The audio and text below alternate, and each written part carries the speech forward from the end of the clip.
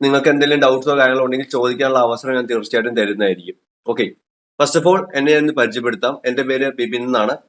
ഞാൻ കഴിഞ്ഞ 10 വർഷമായിട്ട് മർച്ചന്റ് നേവിയിൽ വർക്ക് ചെയ്യുവാണ്. അപ്പോ ഞാൻ വർക്ക് ചെയ്യുന്ന റാങ്ക് എന്ന് പറയുന്നത് സെക്കൻഡ് എഞ്ചിനീയർ എന്ന് പറയുന്ന റാങ്കിലാണ് വർക്ക് ചെയ്യുന്നത്. അപ്പൊ ഞാൻ പഠിച്ചത് മറൈൻ എഞ്ചിനീയറിംഗ് ആണ്. 4 വർഷത്തെ മറൈൻ എഞ്ചിനീയറിംഗ് കഴിഞ്ഞിട്ടാണ് ഞാൻ ഈ ഒരു ഫീൽഡിലേക്ക് വന്നത്. ഞാൻ പ്രീവിയസ്ലി വർക്ക് ചെയ്തത് MSc ഷിപ്പ് മാനേജ്മെന്റിലാണ് എന്റെ കരിയർ സ്റ്റാർട്ട് ചെയ്തത്.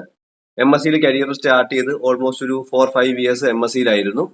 അതിനുശേഷം ഞാൻ സ്കോർപിയോ എന്ന് പറഞ്ഞ കമ്പനിയിലേക്ക് മാറി. അതിനുശേഷം ഞാൻ പിന്നെ GFS എന്ന് പറയുന്ന ഒരു കമ്പനിയിൽ ആണ് വർക്ക് ചെയ്തുകൊണ്ടിരുന്നത്. GFS എന്ന് പറയുന്നത് സിമ മറൈൻ എന്ന് പറയുന്ന ഒരു കമ്പനിയാണ്. അത് ദുബായ് ബേസ്ഡ് അബുദാബി പോർട്സിന്റെ കീഴിലുള്ള ഒരു കമ്പനിയാണ്. അതിനുശേഷം ഞാൻ എക്സ്പീരിയൻസിന് വേണ്ടിയിട്ട് ഇപ്പോ റീസെന്റ് ഞാനിപ്പോ നാട്ടിൽ വന്നേ ഉള്ളൂ. ഞാനിപ്പോ പ്രീവിയസ് ആയിട്ട് വർക്ക് ചെയ്തത് നിങ്ങൾ സമുദ്ര ഇൻസ്റ്റിറ്റ്യൂട്ട് കേട്ടിട്ടുണ്ടാവും. അവരുടെ സ്വന്തം കമ്പനി ആയിട്ടുള്ള എക്സിക്യൂട്ടീവിലാണ് ഞാൻ എന്റെ ലാസ്റ്റ് കോൺട്രാക്ട് ചെയ്തത്. ഓക്കെ, അപ്പോൾ ഞാൻ ഒരുപാട് കമ്പനീസ് എക്സ്പ്ലോർ ചെയ്യാൻ വേണ്ടിയിട്ടാണ് ഒരുപാട് കമ്പനീസിൽ വർക്ക് ചെയ്തത്. അപ്പോൾ അത്യാവശ്യം കുറെ കമ്പനികളുടെ ഒരു കോൺടാക്ട്സും ഒരു ഐഡിയയും എനിക്കുണ്ട്. അപ്പൊ അതുകൊണ്ടാണ് ഞാൻ ഈ ഒരു ഡിഫറെന്റ് കമ്പനികളിൽ വർക്ക് ചെയ്യാൻ നോക്കുന്നത്. അപ്പോൾ നെക്സ്റ്റ് ആയിട്ട് ഞാൻ ട്രൈ ചെയ്യാൻ പോകുന്നത് മേഴ്സ്ക് ലൈൻ അല്ലെങ്കിൽ CMA CGM പോലുള്ള കമ്പനീസ് ആണ് നെക്സ്റ്റ് ഞാൻ ട്രൈ ചെയ്യാൻ ഉദ്ദേശിക്കുന്നത്. അപ്പോൾ ഇതാണ് ഇപ്പോഴത്തെ എന്റെ ഒരു കറന്റ് ആയിട്ടുള്ള ഒരു സ്റ്റാറ്റസ് എന്ന് പറയുന്നത്. അപ്പോൾ പ്രീവിയസ്ലി ഞാൻ 2015 സ്റ്റാർട്ട് ചെയ്തത്. അപ്പോൾ എന്റെ കരിയർ സ്റ്റാർട്ട് ചെയ്തത് 2011 തൊട്ട് 2015 വരെ ഓൾമോസ്റ്റ് എന്റെ കോളേജ് ടൈം ആയിരുന്നു. അതിനുശേഷം ഞാൻ 2015 ലാസ്റ്റ് 16 കൂടിയിട്ടാണ് ഈ ഒരു ഫീൽഡിലേക്ക് ജോയിൻ ചെയ്തത്, ജോബിന് വേണ്ടി ജോയിൻ ചെയ്തത്. അപ്പോൾ ഓൾമോസ്റ്റ് ഇപ്പോൾ ഒരു 9-10 ഇയേഴ്സ് അടുപ്പിച്ചായിട്ടുണ്ട്. ഓക്കെ, അപ്പൊ അതാണ് എന്റെ കരിയർ ബാക്ക്ഗ്രൗണ്ട്. അപ്പോൾ അടുത്തതായിട്ട് എന്തിനാണ് ഞാൻ ഈ ഒരു ഇൻസ്റ്റിറ്റ്യൂട്ട് സ്റ്റാർട്ട് ചെയ്തെന്നുള്ള കാര്യം പറയാം. 2021 സമയത്ത് ഞാൻ ഈ ഒരു യൂട്യൂബ് ചാനൽ സ്റ്റാർട്ട് ചെയ്തിട്ടുണ്ടായിരുന്നു. അതുപോലെ തന്നെ ഇൻസ്റ്റാഗ്രാം പേജ് സ്റ്റാർട്ട് ചെയ്തിട്ടുണ്ടായിരുന്നു. ദ CNCmen എന്നാണ് ഇൻസ്റ്റാഗ്രാം പേജിന്റെ പേര്. അപ്പൊ അത് ബേസ്ഡ് ആയിട്ട് ഒരുപാട് പിള്ളേർ നമ്മളോട് ഇതിന്റെ കോച്ചിങ് നടത്താവോ, ഇത് സപ്പോർട്ട് ചെയ്യാവോ എന്നൊക്കെ ചോദിച്ചപ്പോൾ നമ്മൾ ചെറിയ കുറച്ച് ടീച്ചിങ് സ്റ്റാഫിനെ എടുത്തിട്ട് സ്റ്റാർട്ട് ചെയ്ത ഒരു സംഭവമാണ് ഈ ഒരു ബ്രില്യൻ ബ്രെയിൻസ് ഇൻസ്റ്റിറ്റ്യൂട്ട് എന്ന് പറയുന്നത്. ഓക്കെ, അപ്പോൾ അതിനുശേഷം നമ്മൾ ഓട്ടോമാറ്റിക് ആയിട്ട് മൗത്ത് ടു മൗത്ത് പബ്ലിസിറ്റിയിൽ പിള്ളേർ വരുന്നത് കൊണ്ട് അത് കണ്ടിന്യൂ ചെയ്ത് പോകുന്നു. നേരത്തെ 3 മാസത്തെ കോച്ചിങ് ക്ലാസ്സുകളാണ് നമ്മൾ നടത്തിക്കൊണ്ടിരുന്നത്. ഇപ്പൊ നമ്മൾ കറന്റ് നടത്തി ഇപ്പൊ 1 ഇയർ കോച്ചിങ് ക്ലാസ് വരെ എത്തിയിരിക്കുകയാണ്. ഓക്കെ, അപ്പോൾ ഇതാണ് ഇതിന്റെ ബേസിക് ആയിട്ടുള്ള ഒരു നമ്മുടെ കോച്ചിങ്ങിന്റെ ഒരു കാര്യം എന്ന് പറയുന്നത്. ഇപ്പോൾ നമ്മൾ കുറച്ചും കൂടി വെൽ ഓർഗനൈസ്ഡ് ആയിട്ട് നടത്താൻ വേണ്ടിയിട്ടാണ് ഈ ഒരു ബാച്ച് നമ്മൾ ഉദ്ദേശിക്കുന്നത്. ഇതിനു മുമ്പുള്ള ബാച്ചുകളിൽ നമുക്ക് ലാസ്റ്റ് ഇയർ ബാച്ചിലൊക്കെ അത്യാവശ്യം പിള്ളേരുണ്ടായിരുന്നു. ഓരോ ബാച്ചിലും നമുക്ക് എന്തെങ്കിലും പോരായ്മകളൊക്കെ വന്നിട്ടുണ്ടെങ്കിൽ അതെല്ലാം നികത്തിക്കൊണ്ടാണ് നമ്മൾ എല്ലാ ബാച്ചുകളും പുതിയ ബാച്ചുകളും സ്റ്റാർട്ട് ചെയ്യുന്നത്. അല്ലാണ്ട് ചുമ്മാ ഇപ്പൊ ഒരുപാട് പേരോട് ചോദിച്ചു, സാർ എത്ര വെക്കുന്ന ക്ലാസ് സ്റ്റാർട്ട് ചെയ്തൂടെ, എന്തുകൊണ്ടാണ് ക്ലാസ് സ്റ്റാർട്ട് ചെയ്യാത്തത്, എന്താണ് ഒരു ഇതും തരാത്തത്, ബാക്കിയുള്ള ഇൻസ്റ്റിറ്റ്യൂട്ട് ഒക്കെ സ്റ്റാർട്ട് ചെയ്തല്ലോ എന്നൊക്കെ ചോദിച്ചാൽ എനിക്ക് ഒരുപാട് പേര് മെസ്സേജ് അയച്ചിരുന്നു.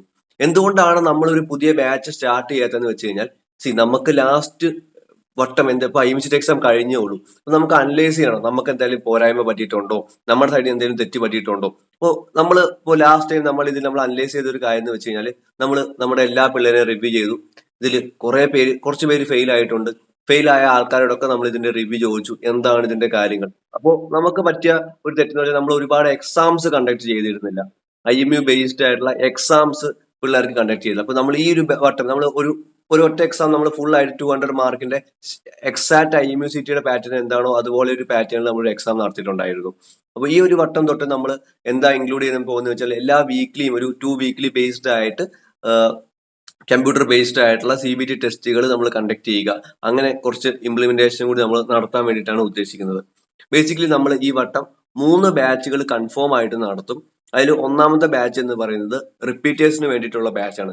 ഓൾറെഡി +2 കഴിഞ്ഞിരിക്കുന്നവര്, IMCT അറ്റൻഡ് ചെയ്യാത്തവര്, ഓൾറെഡി IMCT അറ്റൻഡ് ചെയ്തിട്ട് ഫെയിൽ ആയവര്, ഇങ്ങനെയുള്ള കാറ്റഗറിയിലുള്ള ആൾക്കാർക്ക് വേണ്ടിയിട്ട് ഓഷ്യാനിക് റിപ്പീറ്റേഴ്സ് എന്ന് പറയുന്ന ഒരു ബാച്ച് ആയിരിക്കും നമ്മൾ നടത്തുന്നത്. ഈ ഒരു ബാച്ചിന്റെ ഫീസ് എന്ന് പറയുന്നത് ഒരു 12,500 ആയിരിക്കും വരുന്നത്.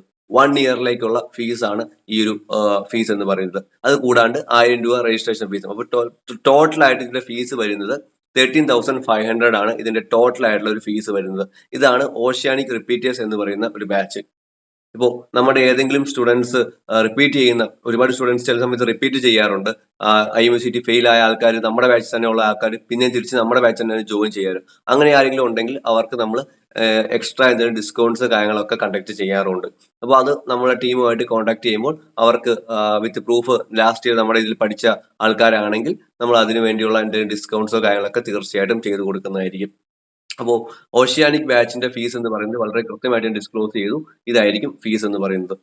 രണ്ടാമതായിട്ട് നമ്മൾ കണ്ടക്ട് ചെയ്യാൻ പോകുന്ന ഒരു ബാച്ച് എന്ന് പറയുന്നത് +2 കറന്റ്ലി പഠിച്ചുകൊണ്ടിരിക്കുന്നവർക്ക് വേണ്ടിയിട്ട് അവർക്ക് വേണ്ടിയുള്ള ഓഷ്യാനിക് 12th ഓൺഗോയിങ് എന്ന് പറയുന്ന ഒരു ബാച്ച് നമ്മൾ കണ്ടക്ട് ചെയ്യുന്നുണ്ട്.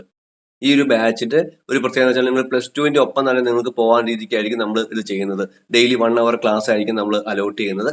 അതിനുശേഷം എന്തെങ്കിലും പോർഷൻസ് കവറപ്പ് ആവുന്നില്ല, അങ്ങനെ എന്തെങ്കിലും ഒരു ഇത് വരുവാണെങ്കിൽ നമ്മൾ എന്ത് ചെയ്യുന്ന വെച്ചാൽ നമ്മൾ ഈ ക്ലാസ്സിന്റെ ടൈമിങ് സൺഡേ സാറ്റർഡേ ഒക്കെ കുറച്ച് കൂട്ടും. അപ്പോൾ നിങ്ങൾക്ക് ഓണപരീക്ഷ, ക്രിസ്മസ് പരീക്ഷ ഇതുപോലുള്ള സമയത്ത് മോഡൽ എക്സാം, നിങ്ങളുടെ +2ന്റെ എക്സാം ആ സമയത്തൊക്കെ ക്ലാസ് നമ്മൾ കണ്ടക്ട് ചെയ്യില്ല. അപ്പോൾ എന്തെങ്കിലും പോർഷൻസ് പെൻഡിങ് ആയിട്ടുണ്ടെങ്കിൽ നിങ്ങളുടെ +2 എക്സാം കഴിഞ്ഞ ശേഷം നമ്മൾ ആ ടോപ്പിക്സോട് കൂടി കണ്ടക്ട് ചെയ്ത് തീർക്കാൻ വേണ്ടിയിട്ടാണ് ഉദ്ദേശിക്കുന്നത്. ഇതിന്റെ എല്ലാത്തിന്റെയും ഈ 2 ഓഷ്യാനിക് ബാച്ചുകൾക്കും നമ്മളിപ്പോൾ ഒരു ഓഗസ്റ്റിൽ ക്ലാസ് സ്റ്റാർട്ട് ചെയ്യും. ഓഗസ്റ്റിൽ ക്ലാസ് സ്റ്റാർട്ട് ചെയ്തിട്ട് ജൂലൈ ഉണ്ട്, ഓഗസ്റ്റോട് കൂടി നമ്മൾ ക്ലാസ് സ്റ്റാർട്ട് ചെയ്യും. ക്ലാസ് സ്റ്റാർട്ട് ചെയ്തിട്ട് നെക്സ്റ്റ് IMUCT എക്സാം വരെ ഇതിന്റെ ക്ലാസ്സസ് ഉണ്ടായിരിക്കും. അപ്പൊ ഇതിന്റെ ഇടയ്ക്ക് നമ്മൾ കണ്ടിന്യൂസ് ആയിട്ട് എക്സാംസ് കാര്യങ്ങളൊക്കെ നടത്താൻ വേണ്ടിയിട്ടാണ് ഉദ്ദേശിക്കുന്നത്. അതായത് വീക്ക്ലി ബേസ്ഡ് അല്ലെങ്കിൽ 2 വീക്ക്ലി ബേസ്ഡ് ആയിട്ട് നമ്മൾ കണ്ടിന്യൂസ് ആയിട്ട് എക്സാംസ് ഒരു 100 മാർക്കിന്റെ ക്വസ്റ്റ്യൻസ് വെച്ച് ഓൺലൈൻ ബേസ്ഡ് ആയിട്ടുള്ള എക്സാംസ്, കമ്പനി ബേസ്ഡ് ആയിട്ടുള്ള എക്സാംസ്, എല്ലാ കമ്പനികളുടെയും ഡിഫറെന്റ് പാറ്റേൺ ടൈപ്പ് ക്വസ്റ്റ്യൻസ് ഒക്കെ വെച്ചിട്ട് നമ്മൾ ക്വസ്റ്റ്യൻസ് ഓറിയന്റഡ് ആയിട്ടുള്ള എക്സാംസ് ഒക്കെ ഈ 2 ബാച്ചിലും ഇൻക്ലൂഡഡ് ആയിരിക്കും. അത് കൂടാണ്ട് നമ്മൾ അൺലിമിറ്റഡ് മോക്ക് ഇന്റർവ്യൂസ് ആണ് പിള്ളേർക്ക് വേണ്ടി പ്ലാൻ ചെയ്യുന്നത്. ഓക്കെ, അപ്പോൾ ചുമ്മാ മോക്ക് ഇന്റർവ്യൂസ് നമ്മൾ കൊടുക്കത്തില്ല. ഞങ്ങൾ ഫസ്റ്റ് ഒരു സെറ്റ് മോക്ക് ഇന്റർവ്യൂസ് നിങ്ങൾക്ക് സ്റ്റുഡൻസിന് തരും. അവിടെ നിങ്ങൾ എങ്ങനെ പെർഫോം ചെയ്യുന്നു അതനുസരിച്ച് നിങ്ങൾക്ക് അടുത്ത മോക്ക് ഇന്റർവ്യൂ അലോട്ട് ചെയ്യും. നിങ്ങൾ ഒന്നും പഠിക്കാണ്ട് വന്നു കഴിഞ്ഞാൽ ഞങ്ങൾ മോക്ക് ഇന്റർവ്യൂസ് അലോട്ട് ചെയ്യില്ല. കാരണം സമയം വേസ്റ്റ് ആക്കിയിട്ട് കാര്യമില്ല. കാരണം ഇതിന് മാൻ പവർ ആവശ്യമാണ്. നിങ്ങൾ ഓരോരുത്തരും ഇൻഡിവിജ്വൽ ആയിട്ട് വിളിച്ചിട്ടാണ് മോക്ക് ഇന്റർവ്യൂ നടത്തുന്നത്. അപ്പോൾ ആ കാര്യങ്ങൾ നിങ്ങൾ എടുക്കുന്ന എഫോർട്ടിന്റെ 10 ടൈംസ് എഫോർട്ട് എടുക്കാൻ നമ്മുടെ ടീം റെഡിയാണ്. പിന്നെ ഉള്ളൊരു ബാച്ച് എന്ന് പറയുന്നത് ഓൾറെഡി IMUCT പാസ്സായ ആൾക്കാർക്ക് വേണ്ടിയിട്ട് ഉള്ളൊരു ബാച്ചാണ്. അതിന്റെ പേര് അക്വ എന്ന് പറയുന്ന ഒരു ബാച്ച് ആയിരിക്കും. അത് ഫെബ്രുവരി ബാച്ചിലേക്ക് 2026 ഫെബ്രുവരി ബാച്ചിലേക്ക് DNSന്റെ സ്പോൺസർഷിപ്പിന് വേണ്ടി നോക്കുന്നവർക്ക് വേണ്ടി മാത്രമായിട്ട് IMUCT ടോപ്പിക്സ് നമ്മൾ അതിൽ പഠിപ്പിക്കത്തില്ല. സ്പോൺസർഷിപ്പ് മാത്രം ഓറിയന്റഡ് ആയിട്ട് കമ്പനി ബേസ്ഡ് ആയിട്ടുള്ള ക്വസ്റ്റ്യൻസും അതിന്റെ ടോപ്പിക്സും അതുപോലെ തന്നെ മോക്ക് ഇന്റർവ്യൂസും ഇൻക്ലൂഡ് ചെയ്ത ഒരു ബാച്ച് ആയിരിക്കും. ഈ ഒരു ബാച്ചിന് 7500 ആയിരിക്കും ഫീസ് എന്ന് പറയുന്നത്. ഇത് ഒരു 4 മാസമൊക്കെ നീളുന്ന ക്ലോസ് ആയിരിക്കും. ഈ ഒരു അക്വ ആക്സിലറേറ്റ് ആയിരിക്കും നമ്മൾ എത്രയും വേഗം ക്ലാസ് സ്റ്റാർട്ട് ചെയ്യാൻ പോകുന്നത്. കാരണം അവരുടെ ഒരു എക്സാംസ് കാര്യങ്ങളൊക്കെ ഒക്ടോബർ നവംബർ മാസങ്ങളിലൊക്കെ സ്റ്റാർട്ട് ചെയ്യാനുള്ള പോസിബിലിറ്റീസ് ഉണ്ട്. അപ്പൊ അതുകൊണ്ട് നമ്മൾ എത്രയും വേഗം സ്റ്റാർട്ട് ചെയ്യാൻ ഫസ്റ്റ് പോകുന്നത് അക്വ എന്ന് പറയുന്ന ബാച്ച് ആയിരിക്കും. ഇത് കൂടാണ്ട് നമ്മളൊരു ഓഫ്ലൈൻ ബാച്ച് പ്ലാൻ ചെയ്യുന്നുണ്ട്. അത് ഏറ്റവും കുറഞ്ഞ ഫീസിൽ ചെയ്യണമെന്നാണ് നമ്മുടെ ആഗ്രഹം.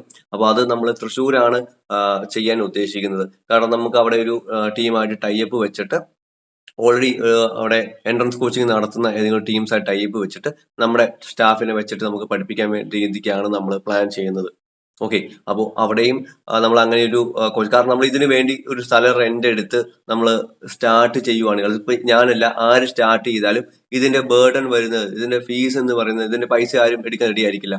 ഇതിൽ ഞാനിപ്പോ സ്വന്തമായിട്ടൊരു സ്ഥലം എടുത്ത് സ്റ്റാർട്ട് ചെയ്യുവാണെങ്കിൽ ഇതിന്റെ ഫുൾ റെന്റ് കാര്യങ്ങൾ, അവിടെ ചെയ്യുന്ന ഇന്റീരിയർ വർക്ക്, അതിന് ചെയ്യുന്ന ബാക്കിയുള്ള ചെലവുകളൊക്കെ പിള്ളേരുടെ തലക്കെട്ട് ഇട്ട് കൊടുക്കേണ്ടി വരും. അപ്പോൾ അതെനിക്ക് താല്പര്യം ഇല്ലാത്തത് കൊണ്ടാണ് നമ്മൾ അങ്ങനെ ഒരു ഇതിലേക്ക് പോവാത്തത്. കാരണം ഇതിൽ നമുക്ക് വേണ്ട ഫിസിക്സ്, കെമിസ്ട്രി, മാത്സ് ടോപ്പിക്കുകൾ നമുക്ക് എടുക്കാനുള്ള ടീച്ചിങ് സ്റ്റാഫ് അവിടെ ഓൾറെഡി ഉണ്ടായിരിക്കും. പിന്നെ ബാക്കിയുള്ള മർച്ചന്റ് നേവി ക്ലാസ് എടുക്കാൻ വേണ്ടി ഞാനുണ്ടാവും. പിന്നെ നമ്മുടെ ടീമിലുള്ള ബാക്കിയുള്ള മർച്ചന്റ് നേവി സ്റ്റാഫുകൾ അവിടെ വന്ന് നിങ്ങൾക്ക് ക്ലാസ്സുകൾ എടുത്തു തരുന്നതായിരിക്കും. ഇങ്ങനെയായിരിക്കും അതിന്റെ ഒരു പാറ്റേൺ എന്ന് പറയുന്നത്.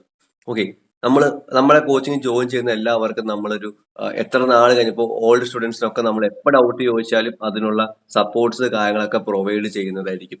അപ്പോൾ ഇങ്ങനെയായിരിക്കും നമ്മളുടെ ഒരു ബാച്ചിന്റെ ഡീറ്റെയിൽസ് എന്ന് പറയുന്നത്. ഓഫ്ലൈൻ ബാച്ചിന്റെ ഫീസ് നമ്മൾ ഡിസ്കസ് ഇതുവരെ കൺഫേം ആക്കിയിട്ടില്ല. അപ്രോക്സിമേറ്റ് ഒരു 40,000 ഒക്കെ അടുപ്പിച്ച് വരുമായിരിക്കും. അപ്പോൾ അതിൽ നമുക്ക് എന്തെങ്കിലും ചെയ്യാൻ പറ്റും, എത്ര സ്റ്റുഡൻസ് ഉണ്ട് എന്നുള്ള കാര്യമൊക്കെ കൺഫർമേഷൻ കിട്ടിയാൽ മാത്രമാണ് നമുക്ക് ഒരു കൺഫർമേഷൻ പറയാൻ സാധിക്കുള്ളൂ. അപ്പൊ അതുകൊണ്ടാണ് നമ്മൾ പോളിലൊക്കെ മാക്സിമം ചോദിച്ചത്. അപ്പോൾ എത്ര സ്റ്റുഡൻസ് ഉണ്ട് അതും പിന്നെ ബാക്കിയുള്ള നമ്മുടെ ആ ഒരു ടീമായിട്ടുള്ള ഡിസ്കഷനും കാര്യങ്ങളൊക്കെ കഴിഞ്ഞ ശേഷം ഞാൻ നിങ്ങളോട് ഈ ഒരു ജൂൺ ലാസ്റ്റോട് കൂടി തന്നെ, അതിന് മുമ്പ് തന്നെ അറിയിക്കാൻ പറ്റുമെങ്കിൽ അതിന് മുമ്പ് തന്നെ അറിയിക്കാം. ഈ ഒരു വെനസ്ഡേ ഒക്കെ ഒരു മീറ്റിംഗ് വെക്കുന്നുണ്ട്. അപ്പൊ അതൊക്കെ ഒന്ന് കൺഫർമേഷൻ ആയി കഴിഞ്ഞാൽ നമ്മൾ ആ ഒരു കാര്യമായിട്ട് മുന്നോട്ട് പോകുന്നതായിരിക്കും. അവിടെ ഹോസ്റ്റൽ ഫെസിലിറ്റി നമുക്ക് ഡയറക്റ്റ് ഉണ്ടാവില്ല. അവർക്ക് ടൈപ്പ് ഉള്ള വേറെ അവിടെ പേയിങ് ഗസ്റ്റും ബാക്കിയുള്ള ഹോസ്റ്റലൊക്കെ അവിടെ ഉണ്ട്. അപ്പൊ അത് നിങ്ങൾക്ക് ഡയറക്റ്റ് ആയിട്ട് ചെയ്യാം. നമുക്ക് കോൺടാക്ട് തരണമെങ്കിൽ നമുക്ക് കോൺടാക്ട് തരാം. ഇങ്ങനെയായിരിക്കും ആ ഒരു ഓഫ്ലൈൻ ബാച്ച് നമ്മൾ സ്റ്റാർട്ട് ചെയ്യുവാണെങ്കിൽ അതിന്റെ ഒരു കാര്യം എന്ന് പറയുന്നത്. ഇനി നിങ്ങൾക്ക് എന്തെങ്കിലും ഡൗട്ട്സോ കാര്യങ്ങളൊക്കെ വളരെ കൃത്യമായിട്ട് ചോദിക്കണമെന്നുണ്ടെങ്കിൽ അത് ചോദിക്കാനുള്ള അവസരം കൂടി ഞാൻ തരാം. പിന്നെ എനിക്ക് പറയാനുള്ള ഒരു കാര്യം എന്ന് വെച്ചാൽ ഈ മർച്ചന്റ് നേവി എന്ന് പറയുന്നത് നിങ്ങൾ കണ്ണും പൂട്ടി എടുക്കേണ്ട ഒരു ഫീൽഡ് അല്ല. ഓക്കെ, മർച്ചന്റ് നേവി എന്ന് പറയുമ്പോൾ നിങ്ങൾക്ക് അതൊരു പ്രോപ്പർ ആയിട്ടുള്ള ഒരു ഗൈഡൻസ് കിട്ടണം.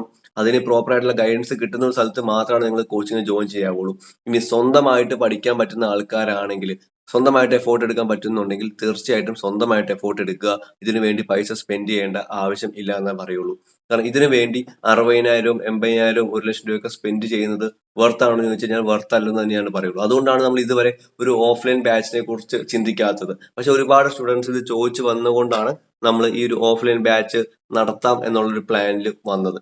ഓക്കെ, അപ്പോൾ അതിൽ നമുക്ക് ചെയ്യുവാണെങ്കിൽ നമുക്ക് മാക്സിമം അഫോർഡബിൾ ആയിട്ടുള്ള ഒരു ഫീസിൽ നിങ്ങൾക്ക് ചെയ്തു തരണം എന്നുള്ളൊരു ആഗ്രഹത്തിന്റെ പുറത്താണ് നമ്മൾ ഓഫ്ലൈൻ ബാച്ചിന് വേണ്ടി നമ്മൾ നടക്കുന്നത്. ഇപ്പോൾ ഒരുപാട് ഇൻസ്റ്റിറ്റ്യൂട്ടുകളുണ്ട്. ഒരുപാട് ഇൻസ്റ്റിറ്റ്യൂട്ടുകൾ നമ്മളോട് ടൈപ്പിന് വേണ്ടി ഓൾറെഡി എന്നോട് കോൺടാക്ട് ചെയ്തിട്ടുണ്ടായിരുന്നു. അവരായിട്ട് ടൈപ്പ് ചെയ്യാൻ പറ്റുമോ എന്നൊക്കെ ചോദിച്ചിട്ട്. അപ്പൊ നമ്മൾ എന്തുകൊണ്ടാണ് അവരായിട്ട് ടൈപ്പ് വെക്കാത്തത്? അതിന്റെ പേരെടുത്ത് എടുത്ത് പറയാൻ താല്പര്യമില്ല. അതുകൊണ്ടാണ് നമ്മൾ ഈ ഒരു ടീമുകളുടെ ഒന്നും പേര് ഒന്നല്ല, ഒരുപാട് ഇൻസ്റ്റിറ്റ്യൂട്ടുകൾ എറണാകുളത്തുള്ളതും തൃശ്ശൂരുള്ള ടീമുകളൊക്കെ നമ്മളോട് ഇങ്ങോട്ട് വന്ന് എന്നോട് കോൺടാക്ട് ചെയ്തിട്ടുണ്ടായിരുന്നു. അത് ഞാൻ എന്തുകൊണ്ടാണ് അവിടെ ഒരു ടൈപ്പ് വെക്കാത്തതെന്ന് വെച്ച് കഴിഞ്ഞാൽ ഇവരുടെയൊക്കെ മെയിൻ മോട്ടോ എന്ന് പറയുന്നത് ഇതിൽ നിന്നും നല്ലൊരു ഇൻകം ഉണ്ടാക്കുക എന്നുള്ള മോട്ടോയാണ്. അപ്പോൾ അത് എനിക്ക് ഇതിൽ നിന്ന് ഇൻകം ഞാനും ഉണ്ടാക്കുന്നുണ്ട്, ഇല്ലെന്ന് ഞാൻ പറയില്ല. കാരണം ഞാൻ ഇതിനു വേണ്ടി വർക്ക് ചെയ്യുന്നുണ്ടെങ്കിൽ അതിനൊരു പൈസ എനിക്ക് കിട്ടണം. പക്ഷെ ഇതിൽ നിന്നും ഒരു മേജർ ആയിട്ടുള്ള ഒരു പൈസ ഉണ്ടാക്കുക എന്നുള്ളതല്ല എന്റെ എയിം. ഓക്കെ, അത് കാരണം ഇതെന്റെ മെയിൻ സോഴ്സ് ഓഫ് ഇൻകം അല്ല. ഓക്കെ, അപ്പോൾ ഇതെന്റെ പാഷന്റെ പുറത്ത് ഞാൻ ചെയ്യുന്ന ഒരു കാര്യമാണ്. അല്ലാണ്ട് ഇത് മേജർ ആയിട്ട് ഒരു ഇൻകം ഉണ്ടാക്കി ഇതിൽ നിന്നും ഞാൻ ജോലി നിർത്തി വെച്ച് ചെയ്യുന്ന ഒരു പരിപാടിയല്ല. ഓക്കെ, എന്റെ മെയിൻ എയിം എന്ന് പറയുന്നത് സെയിലിംഗ് ആണ്. എന്റെ പാഷൻ എന്ന് പറയുന്നത് സെയിലിംഗ് ആണ്. അപ്പോൾ അതിന്റെ സൈഡിലൂടെ ഞാൻ കൊണ്ടു നടക്കുന്ന എന്റെ ഒരു പാഷനാണ് ഈ ഒരു കോച്ചിങ് സെന്ററും അതുപോലെ തന്നെ ഈ ഒരു സപ്പോർട്ട് ചെയ്യുക അല്ലെങ്കിൽ മർച്ചന്റ് നേവി കരിയർ ഗൈഡൻസ് കൊടുക്കുക എന്നുള്ള കാര്യം. അപ്പൊ അതുകൊണ്ട് മാത്രം നമ്മൾ നടത്തുന്നതാണ്. അപ്പൊ അതുകൊണ്ട് മാത്രം ഞാൻ ലൈവായിട്ട് ഇരിക്കുന്നതുമാണ്. ഓക്കെ, അപ്പോൾ ഇതാണ് ഈ ഒരു ഇൻസ്റ്റിറ്റ്യൂട്ടിനെ പറ്റിയുള്ള ഒരു ബേസിക് ആയിട്ടുള്ള കാര്യം എന്ന് പറയുന്നത്. അപ്പോൾ പിന്നെ മർച്ചന്റ് നേവിനെ കുറിച്ച് പറയുവാണെങ്കിൽ മർച്ചന്റ് നേവി എന്ന് പറയുന്ന ഫീൽഡ് എല്ലാവർക്കും ആപ്റ്റ് ആയിട്ടുള്ള ഒരു ഫീൽഡ് അല്ല. ഇപ്പോ ഒരുപാട് എൻട്രൻസ് ട്രെയിനിങ് ഇൻസ്റ്റിറ്റ്യൂട്ടുകളും ഒരുപാട് മർച്ചന്റ് നേവി കോളേജുകളും ഇതിനെ ഒരുപാട് പ്രൊമോട്ട് ചെയ്യുന്നുണ്ട്. ഈ യൂണിഫോം ഇട്ട ഫോട്ടോയും ഇതൊക്കെ കണ്ടിട്ട് പിള്ളേർ ഇതിലേക്ക് കടന്നു വരുന്ന ഒരുപാട് ആൾക്കാരുണ്ട്. നിങ്ങൾ വിചാരിക്കുന്ന അത്ര ഈസി ആയിട്ടുള്ള ഒരു മേഖലയല്ല ഈ ഒരു മർച്ചന്റ് നേവി എന്ന് പറയുന്നത്. ഇത് പറയുമ്പോൾ കുറെ പേര് വിചാരിക്കും അയാൾ എന്തിനാണ് ഈ ഫുൾ നെഗറ്റീവ് അടിപ്പിക്കുന്നത്, ഇതിനെ കുറിച്ച് ഫുൾ നെഗറ്റീവ് ആണല്ലോ പറയുന്നത്. കാരണം ഇതിൽ ഒരുപാട് നെഗറ്റീവ്സ് ഉണ്ട്. കാരണം ഇതൊരു സത്യം പറഞ്ഞാൽ ഒരു പൊട്ടക്കിണർ പോലത്തെ കിണറാണ്. ഇതിലേക്ക് നിങ്ങൾ ചാടി കഴിഞ്ഞാൽ പിന്നെ നിങ്ങൾക്ക് തിരിച്ചു കയറുക എന്ന് പറയുന്നത് അത്ര ഈസി ആയിട്ടുള്ള കാര്യമല്ല. കാരണം നിങ്ങളിപ്പോൾ ഒരു മെക്കാനിക്കൽ എഞ്ചിനീയറിംഗ് പഠിച്ചു, അല്ലെങ്കിൽ നിങ്ങൾ കമ്പ്യൂട്ടർ എഞ്ചിനീയറിംഗ് പഠിച്ചു, അല്ലെങ്കിൽ നഴ്സിംഗ് പഠിച്ചു, നിങ്ങൾക്ക് ഈ ജോലി ഇഷ്ടപ്പെട്ടില്ല, നിങ്ങൾക്ക് എന്തെങ്കിലും എവിടെയെങ്കിലുമൊക്കെ പോയിട്ട് നിങ്ങൾക്ക് വേറെ എന്തെങ്കിലുമൊക്കെ ചെയ്യാം. വേറെ ഒരുപാട് ഓപ്ഷൻസ് ഉണ്ട്. പക്ഷെ ഇവിടെ എന്ന് വെച്ച് കഴിഞ്ഞാൽ നിങ്ങൾക്ക് വേറെ ഓപ്ഷൻ ഒന്നും ഇല്ല. നിങ്ങൾക്ക് ഇപ്പോൾ മറൈൻ എഞ്ചിനീയറിംഗ് പഠിച്ചു കഴിഞ്ഞാൽ പിന്നെ വേറെ ജോബ് ഓപ്പർച്യൂണിറ്റീസ് വളരെ കുറവാണ്. അതേസമയം DNS ആണെങ്കിൽ നിങ്ങളുടെ ഓപ്പർച്യൂണിറ്റീസ് പിന്നെയും കുറയും. കാരണം എഞ്ചിനീയറിംഗിന് പിന്നെ എന്തെങ്കിലുമൊക്കെ നമുക്ക് ഓപ്ഷൻസ് ഒക്കെ അവിടെ ഇവിടെയൊക്കെ ഉണ്ട്. പക്ഷെ DNS ആകുമ്പോൾ നിങ്ങൾക്ക് ജോലി കിട്ടിയില്ല എന്നുണ്ടെങ്കിൽ പിന്നെയും നിങ്ങളുടെ ഓപ്ഷൻസ് വളരെ കുറവാണ്. ഓക്കെ, അപ്പൊ അതുകൊണ്ടാണ് ഈ നമ്മളിപ്പോ ബാച്ച് ഒരുപാട് പേര് IMC എക്സാം പാസ്സായിട്ടുണ്ട്. നമ്മൾ എന്തുകൊണ്ടാണ് ഇതിന്റെയൊക്കെ ഫുൾ ഫോട്ടോ എടുത്തിടാത്തത്? ഈ ഫോട്ടോ ഇപ്പൊ ഇൻസ്റ്റാഗ്രാം പേജിൽ നമ്മൾ ഒരുപാട് ഫോട്ടോ ഇടുന്നുണ്ട്. എന്തുകൊണ്ടാണ് ഞാൻ ആ ഫോട്ടോ ഇടുന്നത് നിങ്ങൾക്ക് അറിയാമോ? ഈ ഫോട്ടോ ഇടാൻ കാരണം എന്ന് വെച്ചാൽ നിങ്ങളൊക്കെയാണ്. നിങ്ങളൊക്കെ എന്നോട് വന്ന് ചോദിക്കും, റിസൾട്ട് എങ്ങനെയുണ്ട്, നിങ്ങളുടെ റിസൾട്ട് എങ്ങനെയുണ്ട്, അവരുടെ റിസൾട്ട് ഇങ്ങനെയാണല്ലോ. ഇതില് നമുക്ക് ചെയ്യാൻ പറ്റുന്ന ഒരു കാര്യം എന്ന് വെച്ചാൽ, ഏതൊരു ഇൻസ്റ്റിറ്റ്യൂട്ടിന് ചെയ്യാൻ പറ്റുന്ന കാര്യം എന്ന് വെച്ച് കഴിഞ്ഞാൽ പിള്ളേരെ സപ്പോർട്ട് ചെയ്യുക എന്നുള്ള ഒരു കാര്യം മാത്രമാണ് നമുക്ക് ചെയ്യാൻ സാധിക്കുന്നത്. പക്ഷെ ബാക്കിയുള്ള കാര്യങ്ങളൊക്കെ അത് നിങ്ങളുടെ ഹാർഡ് വർക്കാണ്, നിങ്ങളുടെ എഫോർട്ടാണ്.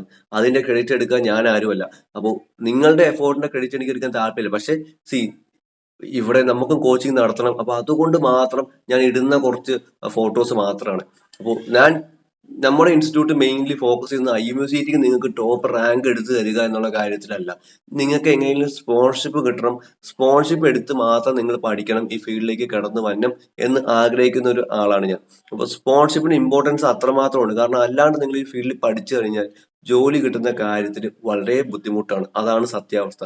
ഇപ്പൊ സ്പോൺഷിപ്പ് പേരൻസിനോട് പറയുമ്പോൾ പേരൻസിന് എന്താ പ്രശ്നം എന്ന് വെച്ച് കഴിഞ്ഞാൽ, ഇപ്പോൾ DNS പഠിച്ചപ്പോൾ ഈ ഒരു ബാച്ചിൽ നിങ്ങൾക്ക് സ്പോൺഷിപ്പ് കിട്ടിയില്ല. അപ്പോൾ അവർ പറയും എവിടെയെങ്കിലും PSCക്ക് എങ്ങനെയും ലോൺ എടുത്താലും പഠിക്കാം. ഇത് പഠിച്ചിറങ്ങി കഴിഞ്ഞിട്ട് ജോലി കിട്ടിയില്ലെങ്കിൽ എന്ത് ചെയ്യും? നിങ്ങൾ ലോൺ എടുത്ത് 10 ലക്ഷം രൂപ 12 ലക്ഷം രൂപ ലോൺ എടുത്ത് പഠിപ്പിച്ചു, അതിനുശേഷം ജോലി കിട്ടിയില്ലെങ്കിൽ എന്ത് ചെയ്യും? അതിലും ബെറ്റർ ആണ് നിങ്ങൾ അടുത്തൊരു ഫെബ്രുവരി ബാച്ചിലേക്കോ അടുത്ത ഓഗസ്റ്റ് ബാച്ച് ഒരു വർഷം നിങ്ങൾ ഡ്രോപ്പ് ചെയ്ത് നിങ്ങൾ അതിനു വേണ്ടി ട്രൈ ചെയ്ത് പഠിക്കുന്നത് തീർച്ചയായിട്ടും അതിലും ബെറ്റർ ആണ്. ഇനി നിങ്ങൾക്ക് ഡ്രോപ്പ് ചെയ്യാൻ താല്പര്യം, നിങ്ങൾക്ക് ഒരു വർഷം വീട്ടിൽ ഇരിക്കാൻ താല്പര്യമില്ലേ, നിങ്ങൾ BSc ഫിസിക്സിനോ BSc ഇലക്ട്രോണിക്സിനോ ഒക്കെ ജോയിൻ ചെയ്യുക, അല്ലെങ്കിൽ BSc മാത്തമാറ്റിക്സോ ജോയിൻ ചെയ്യുക. അതിന്റെ ഒപ്പം തന്നെ നിങ്ങൾ ഇതിന്റെ സൈഡിൽ കൂടി ഇത് നോക്കുക. എന്നിട്ട് നിങ്ങൾക്ക് നല്ലൊരു ഓപ്ഷൻ, നല്ലൊരു കമ്പനിയുടെ സ്പോൺഷിപ്പ് കിട്ടുവാണെങ്കിൽ നിങ്ങൾ ഇത് BSc ഡ്രോപ്പ് ചെയ്തിട്ട് നിങ്ങൾ മർച്ചന്റ് നേവി കോഴ്സിന് ജോയിൻ ചെയ്തു. അത് കൂടാണ്ട് നിങ്ങൾക്ക് വേറെ ഓപ്ഷൻ എന്ന് പറഞ്ഞു കഴിഞ്ഞാൽ, നിങ്ങൾക്ക് BScയുടെ ഒപ്പം തന്നെ ചെയ്യുമ്പോൾ നിങ്ങൾക്ക് 6 ചാൻസ് കിട്ടും. 6+2 8 ചാൻസ്. ഈ 8 ചാൻസിലും നിങ്ങൾക്ക് മർച്ചന്റ് നേവി ഇന്റർവ്യൂവോ സ്പോൺഷിപ്പിന്റെ എക്സാമോ നിങ്ങൾ എഫോർട്ട് എടുത്ത് ക്ലിയർ ചെയ്യുന്നില്ലെങ്കിൽ this is not your passion. അത് 100% ഷുവർ ആണ്. കാരണം ഞാൻ ഒരുപാട് പേരെ കണ്ടിട്ടുണ്ട്, നമ്മുടെയൊക്കെ ഫസ്റ്റ് ബാച്ച് സെക്കൻഡ് ബാച്ചിലൊക്കെ. ഇവൻ അവരിപ്പോ നമ്മുടെ കോച്ചിങ് സെന്ററിൽ പഠിപ്പിക്കുന്നുണ്ട്.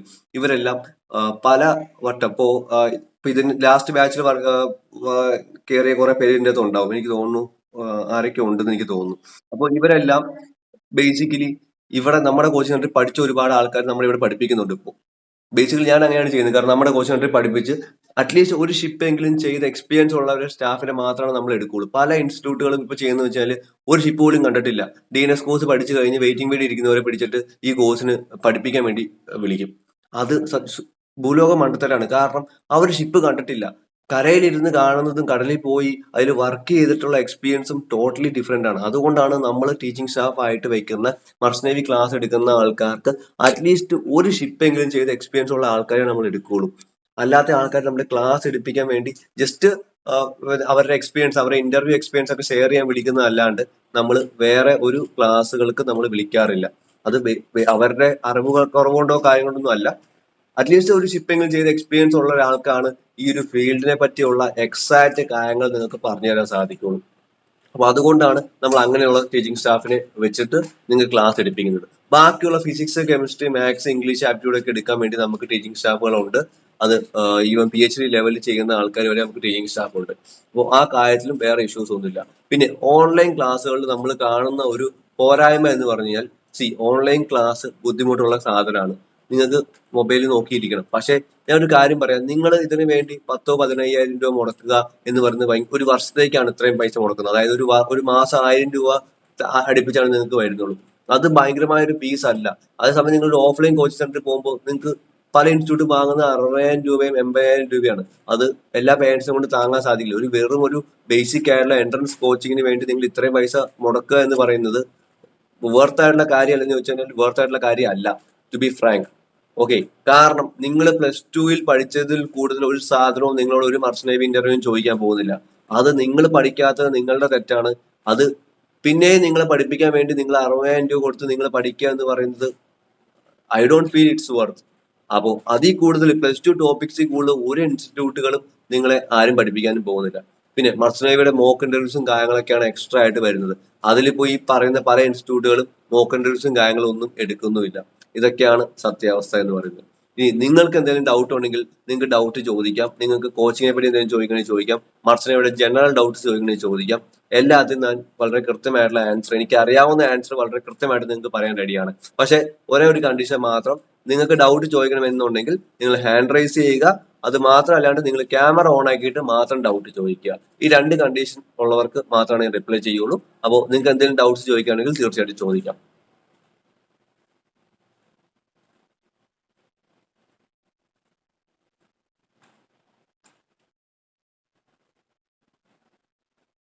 ആർക്കും ഒരു ഡൗട്ടും ഇല്ല ചോദിക്കാൻ?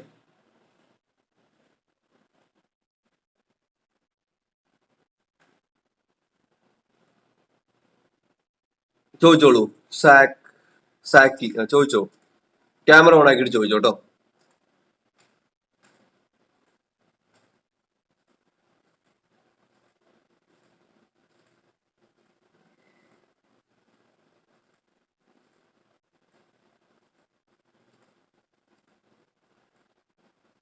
ഷെറിൻ ചോദിച്ചോളൂ കേട്ടോ. ക്യാമറ ഓൺ ആക്കിയിട്ട് ചോദിച്ചോളൂ. ചോദിച്ചോളൂ.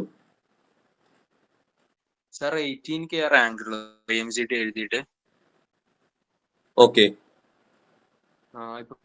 ഇപ്പൊ എനിക്ക് അതിപ്പോ കമ്പനിക്കാർക്ക് എന്തെങ്കിലും ഒരു ഇതുണ്ടാവോ? ഇപ്പൊ 18K ആണെന്ന് പറയുമ്പോ അവർക്കൊരു ഇത് ഇങ്ങനെ കുറെ അങ്ങനെ എന്തെങ്കിലും ഉണ്ടോ? 18K വെച്ചിട്ട് ഈ കമ്പനികൾ മാക്സിമം ആകെ എന്റെ അറിവില് SCI ഷിപ്പിംഗ് കോർപ്പറേഷൻ ഓഫ് ഇന്ത്യയും 7 ഐലൻഡ്സും ആണ് പിന്നെയും ഈ ഒരു റാങ്കിനൊക്കെ ചെറിയൊരു ഇമ്പോർട്ടൻസ് കൊടുക്കുന്നത്. ബാക്കിയുള്ള കമ്പനികളൊന്നും ഈ റാങ്കിന് ഒരുപാട് ഇമ്പോർട്ടൻസ് കൊടുക്കില്ല. IMUCT എന്ന് പറഞ്ഞാൽ അതാണ് ഇതിന്റെ വേറൊരു ലൂപ്പ് ഹോൾ എന്ന് പറയുന്നത്. IMUCTക്ക് ഇവിടെ ഭയങ്കരമായ ഇമ്പോർട്ടൻസോ കാര്യങ്ങളോ ഒന്നും ഇല്ല. ഇത് ജസ്റ്റ് ഒരു എൻട്രി ലെവലായിട്ട് നിങ്ങൾക്ക് വേണ്ട ഒരു മിനിമം കോമ്പറ്റൻസി അറിയാൻ വേണ്ടി നടത്തുന്ന ഒരു എക്സാം ആണ്. അപ്പോൾ ഇവിടെ ഭയങ്കരമായ ഒരു ഇമ്പോർട്ടൻസോ കാര്യങ്ങളോ ഒന്നും IMUCTക്ക് ഇല്ല. നിങ്ങളിപ്പോ IMUCTക്ക് 18,000 റാങ്ക് ആണ്, പക്ഷെ നിങ്ങൾ നല്ലപോലെ ഒരു ഇന്റർവ്യൂവിന് പെർഫോം ചെയ്തിട്ടുണ്ടെങ്കിൽ, അവരുടെ എക്സാമും ക്ലിയർ ആയി ഇന്റർവ്യൂ നല്ലപോലെ പെർഫോം ചെയ്തിട്ടുണ്ടെങ്കിൽ, നിങ്ങൾ IMUCT ക്ലിയർ ആണെങ്കിൽ തീർച്ചയായിട്ടും നിങ്ങൾക്ക് അഡ്മിഷൻ കിട്ടും. ഇപ്പൊ ആംഗ്ലോയിലൊക്കെ 18,000, 16,000, 15,000 ഒക്കെ കിട്ടിയ ആൾക്കാർ ഈ സെർച്ച് കയറി പോയിട്ടുണ്ട്. പക്ഷെ ഇന്റർവ്യൂവിൽ നിങ്ങൾ പെർഫോം ചെയ്യണം. നിങ്ങളോട് ചോദിക്കും IMUCT റാങ്ക് എത്രയാണ്, അപ്പൊ 18,000 ആണെന്ന് നിങ്ങൾ പറയും. അത് അവർക്ക് വെക്കുന്ന ഒരു നെഗറ്റീവ് ഇമ്പാക്ട് ഉണ്ടാക്കും, ഇല്ലെന്ന് പറയില്ല. ഇപ്പൊ ആരോട് ചോദിച്ചാലും കുറച്ച് മോശമാണ് റാങ്ക്. പക്ഷേ നിങ്ങൾ അവിടെ ഇന്റർവ്യൂവിന് ബാക്കിയുള്ള കാര്യങ്ങൾ നല്ല അടിപൊളിയായിട്ട് പെർഫോം ചെയ്യുവാണെങ്കിൽ അവരുടെ മനസ്സിൽ നിന്ന് അത് പോവും, ആ ഒരു സംഭവം ഈസി അടിച്ച് പോവും. അപ്പോ how you perform your interview, അതാണ് സത്യം പറഞ്ഞാൽ നിങ്ങളുടെ സെലക്ഷൻ വേണോ വേണ്ടോ എന്നുള്ള കാര്യം തീരുമാനിക്കുന്നത്. അല്ലാണ്ട് വേറെ ഒന്നുമല്ല. ഈ എക്സാംസ് എന്ന് പറയുന്നത് ജസ്റ്റ് ഒരു ബാരിയർ മാത്രമാണ്. Interview is the main thing. അപ്പോ ഒരു കമ്പനി എടുക്കണോ വേണ്ടോ എന്ന് തീരുമാനിക്കുന്നത് നിങ്ങളുടെ face to face interview, how you interact with them, how confident you are. ഇപ്പൊ ഇതിൽ പല ആൾക്കാരും കോൺഫിഡന്റ് അല്ല. അതാണ് പല ആൾക്കാർ ഇപ്പൊ ഇതിനകത്ത് ടൈപ്പ് ചെയ്ത് മെസ്സേജ് ചോദിക്കുന്ന ആൾക്കാരുണ്ട്. വൈ? കാരണം അവർക്ക് കോൺഫിഡൻസ് ഇല്ല. ഇങ്ങനെയുള്ള ആൾക്കാർ, നിങ്ങൾക്ക് സംസാരിക്കാനുള്ള കോൺഫിഡൻസ് ഇല്ല എന്നുണ്ടെങ്കിൽ how a company is going to hire U?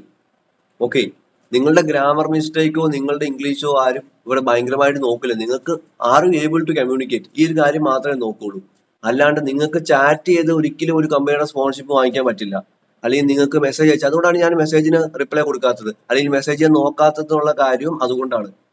നിങ്ങൾക്ക് ഒരു സാധനം കമ്മ്യൂണിക്കേറ്റ് ചെയ്യണമെങ്കിൽ you should be able to speak. നിങ്ങൾക്ക് ഒരു ജോലിയാണ് ഒരു കമ്പനി തരാൻ പോകുന്നത്. അപ്പൊ you should be able to speak. അവരെ കൺവീൻസ് ചെയ്യാൻ നിങ്ങൾക്ക് കഴിവ് വേണം. അതിന് വേണ്ടിയിട്ടാണ് നമ്മൾ കോച്ചിങ്ങിൽ മോക്ക് ഇന്റർവ്യൂസ് കാര്യങ്ങളൊക്കെ കൊടുക്കുന്നത്. ഓക്കെ, എന്തുകൊണ്ടാണ് നിങ്ങളോട് ഫിസിക്സിന്റെ കാര്യങ്ങളും ബേസിക് ഒക്കെ ചോദിക്കുന്നത്? കാരണം നിങ്ങളോട് ചോദിക്കാൻ വേണ്ടി അത് മാത്രമേ ഉള്ളൂ. കാരണം നിങ്ങളുടെ ബേസിക് നോളജ് എന്ന് പറയുന്നത് ഫിസിക്സ്, കെമിസ്ട്രി, മാത്സ്, ഇതാണ് നിങ്ങൾ പഠിക്കുന്നത്. അപ്പോൾ അതാണ് നിങ്ങളോട് ചോദിക്കാൻ പറ്റുന്നത്. ബേസിക് ലെവൽ നോക്കുന്നത് നിങ്ങൾ ആ പഠിക്കുന്ന കാര്യത്തിൽ നിങ്ങൾക്ക് ഒരു അറിവുണ്ടോ, അതുപോലെ തന്നെ ഹൗ യു ആർ, നിങ്ങളുടെ ആറ്റിറ്റ്യൂഡ് എന്താണ്, ഇതാണ് അവർ ബേസിക്കലി നോക്കുന്നത്. ഇത് ഓക്കെയാണ്, അവർക്ക് അവർക്ക് ഇത് ഒരു നല്ലൊരു ഗുഡ് ആയിട്ട് ഫീൽ ചെയ്ത് കഴിഞ്ഞാൽ ദേ വിൽ സെലക്ട് യു. അവിടെ നിങ്ങളുടെ മാർക്കോ നിങ്ങളുടെ പ്ലസ് ടുവിന്റെ മാർക്കോ ആ ബേസിക് ക്രൈറ്റീരിയ അല്ലാണ്ട് വേറെ മാർക്കോ കാര്യങ്ങളോ ഒന്നും അവർ നോക്കില്ല. ഇപ്പൊ 90% മാർക്കുണ്ട്, അല്ലെങ്കിൽ 99% മാർക്കുണ്ട്, but he is not able to speak a word in front of someone, then nobody is going to hire him. അതേസമയം നിങ്ങൾക്ക് ഒരു 65-70% മാർക്കേ ഉള്ളൂ, പക്ഷെ നിങ്ങൾക്ക് ആ പഠിച്ച കാര്യത്തിന്റെ ബേസിക് ഒരു ഐഡിയ ഉണ്ട്, പ്ലസ് നിങ്ങൾക്ക് കോൺസെപ്റ്റ് അറിയാം, നിങ്ങൾക്ക് അവിടെ അത് പ്രസന്റ് ചെയ്യാനുള്ള സ്കില്ലും ഉണ്ടെങ്കിൽ you are in, and 90% Guy will be out. അതാണ് ഇതിന്റെ സിമ്പിൾ ആയിട്ടുള്ള കാര്യം. ക്ലിയർ ആയോ? Okay sir. ഓക്കെ, ഞാൻ ഫെബ് ബാച്ചിൽ ജോയിൻ ചെയ്യാനാണ് തീരുമാനിക്കണേ. അപ്പോ അതിനെ കുറിച്ച് ഒന്നുകൂടി പറയാമോ? ഫെബ്രുവരി ബാച്ചിന് ജോയിൻ ചെയ്യാൻ വേണ്ടി എന്താ പ്രശ്നം എന്താണ്? അതിന്റെ ഫോംസ് ഓപ്പൺ ആവുമ്പോൾ ഓൾമോസ്റ്റ് ഒരു എപ്പോഴാണ് ബാച്ച്? നോർമലി ഒരു ഒക്ടോബർ നവംബർ ഒക്കെ ആയിരിക്കും ഓപ്പൺ ആവുന്നത്. ഓഗസ്റ്റിന് ശേഷം എന്തായാലും ഓപ്പൺ ആയി തുടങ്ങും. അപ്പൊ നമുക്ക് ആപ്ലിക്കേഷൻ കൊടുക്കുക, അവര് ഇന്റർവ്യൂ എക്സാംസ് വിളിക്കും, അതനുസരിച്ച് നമുക്ക് കൊടുക്കുക. അതാണ് ചെയ്യേണ്ടത്. അപ്പൊ അതിനുള്ളിൽ എങ്ങനെയാ PCM ടോപ്പിക്സ് ഒക്കെ കവർ ചെയ്യണേ? അതിന്റെ ഉള്ളിൽ നമ്മൾ ബേസിക്കലി എന്താ ചെയ്യാൻ പോകുന്നത്, നമ്മൾ ഈ 3 മാസം ഇല്ലേ, ഈ 3 മാസത്തിൽ നമ്മൾ കമ്പനി ഓറിയന്റഡ് ആയിട്ടുള്ള ക്വസ്റ്റ്യൻസും ആൻസേഴ്സും ആയിരിക്കും കൂടുതൽ കവർ ചെയ്യുന്നത്. ഓക്കെ, ഫുൾ PCM നമുക്ക് ഒരിക്കലും അതിപ്പോ ഒരു വർഷത്തെ ബാച്ച് ആണെങ്കിലും ഫുൾ PCM നമുക്ക് കവർ ചെയ്യും. നിങ്ങളുടെ 1ാം ക്ലാസ് തൊട്ടുള്ള ബേസിക്സ് ഒന്നും പഠിപ്പിച്ചു തീർക്കാൻ പറ്റുന്ന കാര്യമല്ല. ഓക്കെ, നിങ്ങൾക്ക് ഡെയിലി ഇഷ്ടമായ സമയം കിട്ടുന്നുണ്ട്. അത് കൂടാണ്ട് നമുക്കൊരു 1 hour 2 hour ആണ് ഡെയിലി ക്ലാസ് വരുന്നത്. ഈ 2 hourൽ നമുക്ക് പഠിപ്പിക്കാൻ പറ്റുന്ന മാക്സിമം ടോപ്പിക്സ് നമ്മൾ കവർ ചെയ്യും. അത് ആംഗ്ലോ വിഷന്റെ ഒക്കെ ഫുൾ സിലബസ് ഓൾമോസ്റ്റ് നമ്മൾ കവർ ചെയ്യും. ഓക്കെ, അത് വളരെ ഒരുപാട് ഭയങ്കര വലിയൊരു സിലബസ് അല്ല ആംഗ്ലോ വിഷന്റെ ഒക്കെ. അപ്പൊ അതൊക്കെ നമ്മൾ ഈസി അടിച്ച് കവർ ചെയ്ത് പോകും.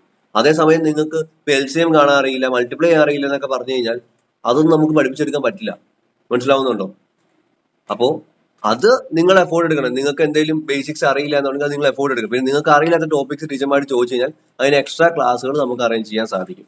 നിങ്ങൾക്ക് ഇപ്പൊ ഏതെങ്കിലും ബേസിക് ടോപ്പിക് അറിയത്തില്ല എന്നുണ്ടെങ്കിൽ അതിന് എക്സ്ട്രാ ക്ലാസ്സുകൾ നമുക്ക് അറേഞ്ച് ചെയ്യാൻ സാധിക്കും. Okay, okay sir, thank you. Okay, വേറെ ആർക്കാണ് ഡൗട്ട് ഉള്ളത്?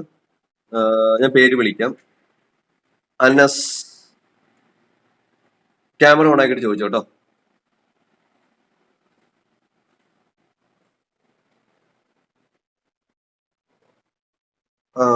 വേറെ ആരാണുള്ളത്? സ്നേഹ ചോദിച്ചോളൂ. ഹലോ സാർ, കേൾക്കുന്നുണ്ടോ സാർ? ചോദിച്ചോളൂ. സാറേ, ഈ ക്ലാസ് ഓൺലൈൻ ചൂസ് ചെയ്താലും ഓഫ്ലൈൻ ആയിട്ട് ഇന്റർവ്യൂ സെഷൻസ് ഇവിടെ സെന്ററിൽ വന്നാൽ അവൈലബിൾ ആവാൻ എന്തെങ്കിലും ചാൻസ് ഉണ്ടാവോ? അപ്പൊ ഇന്റർവ്യൂ സെഷൻ നമുക്ക് ഓഫ്ലൈൻ ആയിട്ട് അറ്റൻഡ് ചെയ്യുമ്പോഴല്ലേ കുറച്ചും കൂടെ നമുക്കൊരു കാര്യം നമുക്ക് ക്ലിയർ ആവുകയല്ലേ ചെയ്യുള്ളൂ? ഓഫ്ലൈൻ ആയാലും ഓൺലൈൻ ആയാലും അത് നമുക്ക് മാനേജ് ചെയ്യാൻ പറ്റുമായിരിക്കും. നമുക്ക് നോക്കാം. അത് നമുക്ക് നോക്കാവുന്ന കേസാണ്. പക്ഷെ നമ്മൾ ഓഫ്ലൈൻ സെന്റർ നമ്മളൊന്ന് കൺഫേം ആക്കട്ടെ. അതിനുശേഷം നമുക്കൊന്ന് കൺഫേം ആക്കാം. ഓക്കെ. മറ്റേന്ന് വെച്ചാൽ ഓൺലൈനിൽ അറ്റൻഡ് ചെയ്യുമ്പോൾ രണ്ട് എക്സ്പീരിയൻസ് ആയിരിക്കുമല്ലോ. അങ്ങനെയാണ് പിന്നെ ഓഫ്ലൈൻ ബാച്ച് എടുത്തൂടെ? അല്ല, ഓഫ്ലൈൻ ബാച്ച് ഞാൻ സാറിന്റെ അടുത്ത് ചോദിച്ച സമയത്ത് സാർ ആദ്യം പറഞ്ഞ ഓൺലൈൻ എന്തെങ്കിലും പഠിക്കായിരിക്കും ബെറ്റർ എന്ന് പറഞ്ഞിരുന്നു. അത് ഞാൻ അങ്ങനെ പറഞ്ഞതെന്ന് വെച്ച് കഴിഞ്ഞാല് നിങ്ങളുടെ ഫിനാൻഷ്യൽ സ്റ്റാറ്റസ് എനിക്കറിയില്ല. ഓക്കെ, നിങ്ങൾക്ക് ഫിനാൻഷ്യലി ഓക്കെ ആണ് ഒരു ഫീസ് അടച്ച് പഠിക്കാമെന്നുണ്ടെങ്കിൽ നിങ്ങൾ ഓഫ്ലൈൻ ബാച്ച് എടുക്കുക. അല്ല എന്നുണ്ടെങ്കിൽ നിങ്ങൾക്ക് ഓൺലൈൻ ബാച്ച് എടുക്കാം. അപ്പോൾ നമുക്ക് മോക്ക് ഇൻട്രൊഡ്യൂഷന്റെ കാര്യങ്ങൾ നമുക്ക് അറേഞ്ച് ചെയ്യാൻ നമ്മൾ മാക്സിമം നോക്കാം. ഞാൻ കാലിക്കറ്റ് ആണ്. അപ്പൊ തൃശ്ശൂർ സെന്റർ വരുന്ന സമയത്ത് എനിക്ക് താമസ സൗകര്യം നോക്കുമ്പോ ഒക്കെ കൂടി അപ്പൊ 1 ഇയറിലേക്ക് നോക്കുമ്പോൾ ഒരു 1 lakhന്റെ മുകളിൽ ചെലവ് വരും. 1 lakh എന്തായാലും ചെലവ് വരും. വരാനുള്ള പോസിബിലിറ്റീസ് ഉണ്ട്. അതെ. അപ്പൊ പിന്നെ ഓൺലൈൻ ആയിരിക്കും എനിക്ക് ചൂസ് ചെയ്യാൻ പറ്റും. അപ്പൊ ഇന്റർവ്യൂസിന് മാത്രമായിട്ട് സെന്ററിന് ഇടയ്ക്ക് വന്ന് പോവുകയാണെങ്കിൽ ബെറ്റർ ആയിരിക്കും. അത് നമ്മൾ അറേഞ്ച് ചെയ്ത് തരാം. അതിനെന്തെങ്കിലും ചെറിയ എക്സ്ട്രാ ഫീസോ കാര്യങ്ങളോ വന്നു കഴിഞ്ഞാൽ അത് അടയ്ക്കേണ്ടി വരും. പക്ഷെ നമുക്ക് അത് അറേഞ്ച് ചെയ്യാൻ പറ്റും. ആയിക്കോട്ടെ, താങ്ക് യു. ഓക്കെ, അത് നമ്മൾ മാനേജ് ചെയ്ത് തരാം. No issues. ഓക്കെ. ഓക്കെ, വേറെ എന്തെങ്കിലും ഡൗട്ട് ഉണ്ടോ? ഇല്ല. ഓക്കെ, അടുത്ത ആരാണ്? ഷെറിൻ വേറെ ഇപ്പൊ ആരാണുള്ളത്? സ്നേഹ, ചോദിച്ചോളൂ ക്യാമറ ഓൺ ആക്കിയിട്ട്. മൈക്ക് ഓൺ അല്ല കേട്ടോ, മൈക്ക് ഓൺ അല്ല. സർ കേൾക്കുന്നുണ്ടോ? ചോദിച്ചോളൂ. സർ, ഗേൾസിന് എത്ര സ്കോപ്പ് ഉണ്ടെന്ന് പറയാമോ? ഏത് കമ്പനിയെ കുറച്ചുകൂടി ബെറ്റർ ഗേൾസിനെന്ന്? പിന്നെ അതിന് മുമ്പത്തെ ബാച്ച് ആരും കയറിയിട്ടുണ്ടോ എന്നൊക്കെ അറിയാൻ വേണ്ടിട്ടാ. നമ്മുടെ ബാച്ചിൽ നമ്മുടെ കോളേജിൽ നിങ്ങൾ ഇഷ്ടംമാതിരി ഗേൾസ് കയറിയിട്ടുണ്ട്. ഇവനിപ്പോ എനിക്ക് തോന്നുന്നു കുറച്ച് പേര് സെയിലിംഗിലും ആണ്. ഓക്കെ, അപ്പോ ഗേൾസിന് നമുക്ക് ഒരു കമ്പനി ഇതുവരെ കിട്ടാണ്ട് നമ്മൾ ഏത് കമ്പനിയെ ബെറ്റർ നോക്കിയിട്ട് കാര്യമില്ല. ഫസ്റ്റ് നമുക്ക് കിട്ടണം. അതിനുശേഷം we will select which company is good for. ഇതിലിപ്പോ ഗേൾസിന് ബെറ്റർ ആയിട്ടുള്ള അങ്ങനെ ഒരു കമ്പനി ഒന്നുമില്ല. ഓക്കെ, അപ്പൊ നമുക്ക് ഇതിൽ ഫസ്റ്റ് കിട്ടണം. അതിനുശേഷം നമുക്കൊരു ഇതുവരെ ഒന്നും കിട്ടിയിട്ടില്ല. അതിന് മുമ്പേ നമ്മളിത് അതാണോ നല്ല ഇതാണോ നല്ലത് നോക്കിയിരുന്നിട്ട് കാര്യമില്ല. ഫസ്റ്റ് നമുക്ക് 2-3 കമ്പനി കിട്ടട്ടെ. 3 കമ്പനി കിട്ടും. നിങ്ങൾ വിചാരിക്കുന്ന ഇത് കോമ്പറ്റീറ്റീവ്. നേരത്തെ ഗേൾസിനും കുറച്ചുകൂടി ഈസി ആയിരുന്നു. ഇപ്പൊ ഗേൾസിനും കോമ്പറ്റീറ്റീവ് ആയിട്ട് തുടങ്ങി. ഓക്കെ, കാരണം വെച്ചാൽ നേരത്തെ ഗേൾസ് വരാത്ത കൊണ്ട് ഗേൾസിനെ ഈസി അടിച്ചെടുക്കുമായിരുന്നു. പക്ഷെ ഇപ്പൊ ഗേൾസിന്റെ ഒക്കെ ചാൻസ് വളരെ കുറച്ചുകൊണ്ടിരിക്കും. കോമ്പറ്റീഷൻ കൂടിക്കൊണ്ടിരിക്കും. കാരണം ഗേൾസ് കൂടുന്തോറും അതിന്റെ കോമ്പറ്റീഷനും കൂടും. അപ്പൊ ഒരു കമ്പനി കിട്ടുന്നതിന് മുമ്പ് തന്നെ നമ്മൾ ഈ കമ്പനിയാണോ നല്ലത് അതാണോ നല്ലതെന്നുള്ള കാര്യം നമ്മുടെ മൈൻഡിൽ നിന്ന് എടുത്ത് കളയുക. ഫസ്റ്റ് നമ്മളെ മൈൻഡിൽ അങ്ങനെ ഫസ്റ്റ് നമ്മുടെ എയിം എന്ന് വെച്ചാൽ നമ്മൾ മാക്സിമം കമ്പനിക്ക് ആപ്ലിക്കേഷൻ കൊടുക്കുന്നു. നമ്മളുടെ എയിം എന്ന് വെച്ചാൽ ഏതെങ്കിലും ഒരു കമ്പനി കിട്ടുന്നു. അതിൽ 2-3 കമ്പനി കിട്ടി കഴിയുമ്പോൾ നിങ്ങൾ ഈ ക്വസ്റ്റ്യനോട് ചോദിക്കും, എനിക്ക് ഇങ്ങനെ 3 കമ്പനി കിട്ടി, അതിൽ ഏത് കമ്പനി സെലക്ട് ചെയ്യണം? അപ്പൊ അതിലെ ഓരോ കമ്പനിയുടെ പോസിറ്റീവ് നെഗറ്റീവ് ഞാൻ പറഞ്ഞുതരാം. ഓക്കെ, അതിന് മുമ്പേ നമ്മളിത് നമ്മളിപ്പോ ഞാൻ പറയുവാണ് ആംഗ്ലോവിഷൻ ബെസ്റ്റ് ചോയ്സ് ആണ്, അല്ലെങ്കിൽ ഞാൻ പറയുവാണ് മേഴ്സ് ലൈൻ ബെസ്റ്റ് ചോയ്സ് ആണ്. നിങ്ങൾ മേഴ്സ് ലൈൻ മാത്രം ട്രൈ ചെയ്തിട്ട് കിട്ടിയില്ലെങ്കിൽ എന്താണ് ഗുണമുള്ളത്? എന്തെങ്കിലും യൂസ് ഉണ്ടോ? No point. ഓക്കെ, അപ്പൊ നമ്മൾ മാക്സിമം കമ്പനികൾക്ക് ട്രൈ ചെയ്യുക. അതിനുശേഷം നമുക്ക് കിട്ടിക്കഴിഞ്ഞ് അപ്പൊ ഈ 3 കമ്പനി കിട്ടുവാണെങ്കിൽ then we will select one. അപ്പൊ അതിന് വേണ്ടി തീർച്ചയായിട്ടും ഹെൽപ്പ് ചെയ്യാം. Okay sir. പിന്നെ സർ പറഞ്ഞില്ലേ ഇപ്പൊ വർക്കിന് കയറിയിട്ട് 4 മാസമൊക്കെ വർക്ക് ഉണ്ടാവും, അതിനുശേഷം പിന്നെ കുറച്ച് മാസം ലീവിലായിരിക്കും എന്നൊക്കെ പറഞ്ഞില്ലേ? പിന്നീട് എങ്ങനെയാ സർ വർക്ക് കിട്ടുന്നത്? അതിനെ കുറിച്ച് പറയാമോ? നമ്മളിപ്പോ ഒരു കമ്പനിയിൽ കയറുവാണെങ്കിൽ നമ്മളുടെ കോൺട്രാക്ട് പീരീഡ് എന്ന് പറഞ്ഞാൽ 6 മാസമോ അല്ലെങ്കിൽ 9 മാസമോ ഒക്കെ ആയിരിക്കും. അപ്പോൾ നിങ്ങൾ 6 മാസം ആണെങ്കിൽ 6 മാസം കഴിഞ്ഞ് കഴിയുമ്പോൾ നിങ്ങൾ നാട്ടിലെത്തി കഴിഞ്ഞാൽ നിങ്ങൾ എപ്പോഴാണോ തിരിച്ച് ജോയിൻ ചെയ്യുന്നത്? ഞാനിപ്പോ നാട്ടിൽ വന്നിട്ടുണ്ട്. ഓക്കെ, ഞാനിപ്പോ പുതിയൊരു കമ്പനിയിൽ അപ്ലൈ ചെയ്യാൻ പോവുകയാണെങ്കിൽ ഞാൻ പുതിയ കമ്പനി അപ്ലൈ ചെയ്ത് അവരുടെ ഇന്റർവ്യൂ ക്ലിയർ ചെയ്ത് പുതിയ ഫുൾ പ്രൊസീജിയർ സ്റ്റാർട്ട് ചെയ്യേണ്ടി വരും. ഓക്കെ, ഇനി ഞാനിപ്പോ ലാസ്റ്റ് എന്റെ കോൺട്രാക്ട് ചെയ്തത് എക്സിക്യൂട്ടീവ് എന്ന് പറഞ്ഞ കമ്പനിയിലാണ്. ഓക്കെ, അപ്പൊ ഇനി ഞാൻ എക്സിക്യൂട്ടീവിൽ ഞാൻ ഓൾറെഡി കയറാൻ നേരത്തെ ഞാൻ ഇന്റർവ്യൂ കൊടുത്ത് അവരുടെ എക്സാംസ് ക്ലിയർ ചെയ്ത് ഇന്റർവ്യൂ കൊടുത്തിട്ടാണ് ഞാൻ കയറിയത്. ഓക്കെ, ഇനി ഞാൻ കയറുവാണെങ്കിൽ എനിക്ക് അവരുടെ എക്സാംസ് ഇന്റർവ്യൂ ഒന്നും ഉണ്ടാവില്ല. പക്ഷെ ഞാൻ അവരോട് പറയുവാണ് എനിക്കിപ്പോ ഓഗസ്റ്റിൽ ജോയിൻ ചെയ്യണം എന്ന് പറഞ്ഞു കഴിഞ്ഞാൽ അവര് ഓഗസ്റ്റിലേക്ക് എനിക്കൊരു കപ്പൽ അലോട്ട് ചെയ്യും. അപ്പൊ ചിലപ്പോൾ ഓഗസ്റ്റ് കിട്ടിയെന്ന് വരത്തില്ല, ചിലപ്പോൾ അതിന് മുമ്പാവും, ചിലപ്പോൾ ജൂലൈയിലാവും, ചിലപ്പോൾ സെപ്റ്റംബർ ആവും, ചിലപ്പോൾ ഒക്ടോബർ ആവും, ചിലപ്പോൾ നവംബർ ആവാം. അവർക്ക് വേക്കൻസി അനുസരിച്ച് ഞാനിപ്പോ ഒരു ഓഗസ്റ്റ് ഡേറ്റ് കൊടുത്തു കഴിഞ്ഞാൽ അവർ അതിനുശേഷം എപ്പോഴാണ് ഒരു വേക്കൻസി വരുന്നത് എന്റെ പ്രൊഫൈലുമായിട്ട് എന്റെ കേപ്പബിലിറ്റി ആയിട്ട് മാച്ചിങ് ആയിട്ട് ഒരു വേക്കൻസി വരുന്നത് അതനുസരിച്ച് എന്നെ അറിയിക്കും. അപ്പൊ ഞാൻ ബാക്കിയുള്ള മെഡിക്കല് ബാക്കിയുള്ള കമ്പനി എന്തെങ്കിലും കോഴ്സ് കാര്യങ്ങളുണ്ടെങ്കിൽ അത് കോഴ്സുകൾ ചെയ്തിട്ട് ബാക്കിയുള്ള പ്രൊസീജിയേഴ്സ് അവർ പറയും അതനുസരിച്ച് ഫോളോ ചെയ്തിട്ടാണ് കപ്പലിൽ പോകുന്നത്. അപ്പോൾ നെക്സ്റ്റ് കോൺട്രാക്ട് ആണ് അവിടെ സൈൻ ചെയ്യുന്നത്. Okay okay sir, thank you. Okay, അങ്ങനെയാണ് എന്റെ കാര്യം. ഓക്കെ, വേറെ ആരാണ് ഉള്ളത്?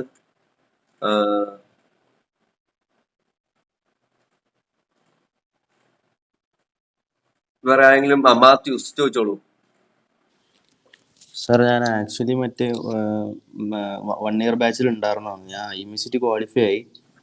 അപ്പൊ ഞാൻ ഈ ഫെബ്രുവരി ബാച്ചിലേക്ക് ഞാൻ കോച്ചിങ് എടുത്താലോന്ന് ആലോചിക്കാം. അപ്പൊ ഈ എന്റെ PCM പെർസെന്റേജ് വന്നത് 65 ബിലോ 63.4 ആണ് വന്നത്. ഓക്കെ, അപ്പൊ അതൊരു പ്രശ്നമാവോ ഫെബ്രുവരി ബാച്ചിലേക്ക്? അതൊരു പ്രശ്നമാവോ വെച്ചാൽ നമുക്ക് എത്ര IMCT റാങ്ക് എത്രയാണ്? 13,137. ഇപ്പോ ലാസ്റ്റ് കോച്ചിങ് എവിടെയായിരുന്നു ചെയ്തത്? സാറിന്റെ അടുത്ത് തന്നെ ചെയ്തത്. നമ്മുടെ അടുത്ത് തന്നെയാണ് ചെയ്തത്. ഓക്കെ, അപ്പോ നിങ്ങൾക്ക് ഇപ്പോ എത്രയാണ് റാങ്ക്? എത്രയായിരുന്നു? 13,000. അപ്പൊ നോക്കണം എന്നുണ്ടെങ്കിൽ നമുക്ക് PCM വേറെ ഒന്നും ചെയ്യാൻ പറ്റില്ല. ഓക്കെ, അപ്പൊ നമുക്ക് ഇത് വെച്ചിട്ട് നമുക്ക് ഈ ഒരു ഇതിൽ വരുന്ന കമ്പനീസ് നമുക്ക് മാക്സിമം ട്രൈ ചെയ്യുക എന്നുള്ള ഓപ്ഷൻ മാത്രമേ ഉള്ളൂ. ഓക്കെ, അപ്പോ അത് ട്രൈ ചെയ്യുന്നതിന് തീർച്ചയായിട്ടും തെറ്റോ കാര്യങ്ങളൊന്നും ഇല്ല. നമുക്ക് ഇത് വെച്ചിട്ട് നമുക്ക് ഇപ്പോ ഒരുപാട് കമ്പനീസ് നമുക്ക് ഇപ്പോ എനിക്ക് തോന്നുന്നു ആംഗ്ലോവിഷൻ 70% ആക്കിയെന്ന് എനിക്ക് തോന്നുന്നു. അപ്പൊ അത് വെച്ചിട്ട് കൊടുക്കാൻ പറ്റുന്ന കമ്പനീസ് മാത്രമേ നമുക്ക് കൊടുക്കാൻ പറ്റുള്ളൂ. അപ്പൊ അത് ഏതൊക്കെ കമ്പനീസ് വരും എന്നുള്ള കാര്യം എനിക്ക് ഉറപ്പ് പറയാൻ പറ്റില്ല. അപ്പൊ ഈ വർഷം ഏതൊക്കെ കമ്പനീസ് കൊടുത്തായിരുന്നു? ഞാൻ മിക്ക കമ്പനീസും കൊടുത്തായിരുന്നു. ഗ്രേറ്റ് ഈസ്റ്റേൺ, 7 ഐലൻഡ്സ്, മിക്ക കമ്പനീസും കൊടുത്തായിരുന്നു. ഓക്കെ, അവിടുത്തെ എക്സാംസിന്റെ സ്റ്റാറ്റസ് എന്താണ്? എക്സാം ക്വാളിഫൈ ആയത് ആകെ ഇതാണ്, HIMT മാത്രം ക്വാളിഫൈ. HIMTയുടെ ഒരു കമ്പനിയുടെ പേര് ഞാൻ പറഞ്ഞു.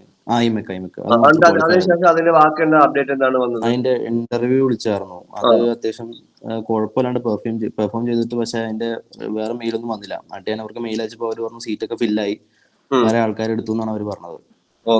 മേ ബി എന്നേക്കാൾ നല്ല ഇന്റർവ്യൂ അറ്റൻഡ് ചെയ്ത ആൾക്കാരായിരിക്കും അവർ ചൂസ് ചെയ്തത്. അപ്പൊ അതുകൊണ്ട് അത് കിട്ടിയില്ല. പിന്നെ ഗ്രേറ്റ് ഈസ്റ്റേൺ എക്സാം അറ്റൻഡ് ചെയ്തായിരുന്നു, പക്ഷെ അത് ലാപ്പ് ഓഫ് ആയി പോയതുകൊണ്ട് അത് കിട്ടിയില്ല. അറ്റൻഡ് ചെയ്യാൻ പറ്റിയില്ലായിരുന്നു. ഓക്കെ, അപ്പോ നമുക്ക് ചെയ്യാൻ പറ്റുന്ന വെച്ചാൽ നമ്മൾ നെക്സ്റ്റ് ബാച്ചിലേക്ക് നമുക്ക് ഫെബ്രുവരി ബാച്ചിലേക്ക് ട്രൈ ചെയ്യാം എന്നുള്ള കാര്യമാണ്. അപ്പൊ അതില് നമുക്കിപ്പോ ഇതില് ഈ ഒരു ചില കമ്പനികളുടെ ക്രൈറ്റീരിയ ഉണ്ടല്ലോ, 70%. അവർക്ക് നമുക്ക് കൊടുക്കാൻ പറ്റില്ല. ബാക്കിയുള്ള കമ്പനീസ് 60 above ചോദിക്കുന്ന കമ്പനീസിലൊക്കെ നമുക്ക് കൊടുക്കാൻ സാധിക്കും.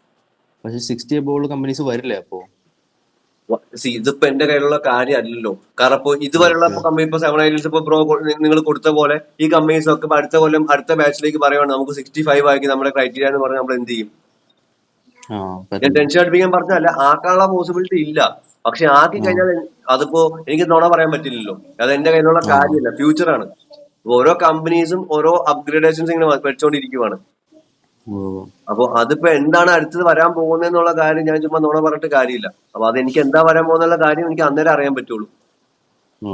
ഏതൊക്കെ കമ്പനീസ് എന്തൊക്കെ പേഴ്സണേജ് ആണ് കൂട്ടാൻ പോകുന്നത്. 60 എന്ന് പറയുന്നത് ഗവൺമെന്റ് നിശ്ചയിച്ചിട്ടുള്ള ഒരു ക്രൈറ്റീരിയ ആണ്.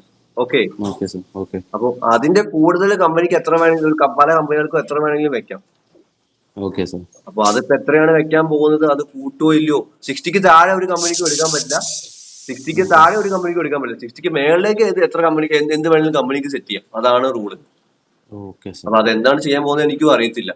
ഓക്കെ, അപ്പൊ അത് എന്റെ കയ്യിലുള്ള കാര്യമല്ല. നിങ്ങൾക്ക് ട്രൈ ചെയ്യാം, അതിൽ തെറ്റില്ല. അല്ല എന്നുണ്ടെങ്കിൽ നമ്മൾ റിസ്ക് എടുത്ത് BSCക്ക് പഠിക്കേണ്ടി വരും. ടൊളാനി നോക്കിയോ? ഫിനാൻഷ്യലി സ്റ്റേബിൾ ആണെങ്കിൽ നിങ്ങൾക്ക് ടൊളാനി നോക്കാം. ടൊളാനിയുടെ എക്സാം അറ്റൻഡ് ചെയ്ത് ഇന്റർവ്യൂ ഒക്കെ അറ്റൻഡ് ചെയ്തായിരുന്നു, പക്ഷെ മെയിലൊന്നും വന്നില്ല.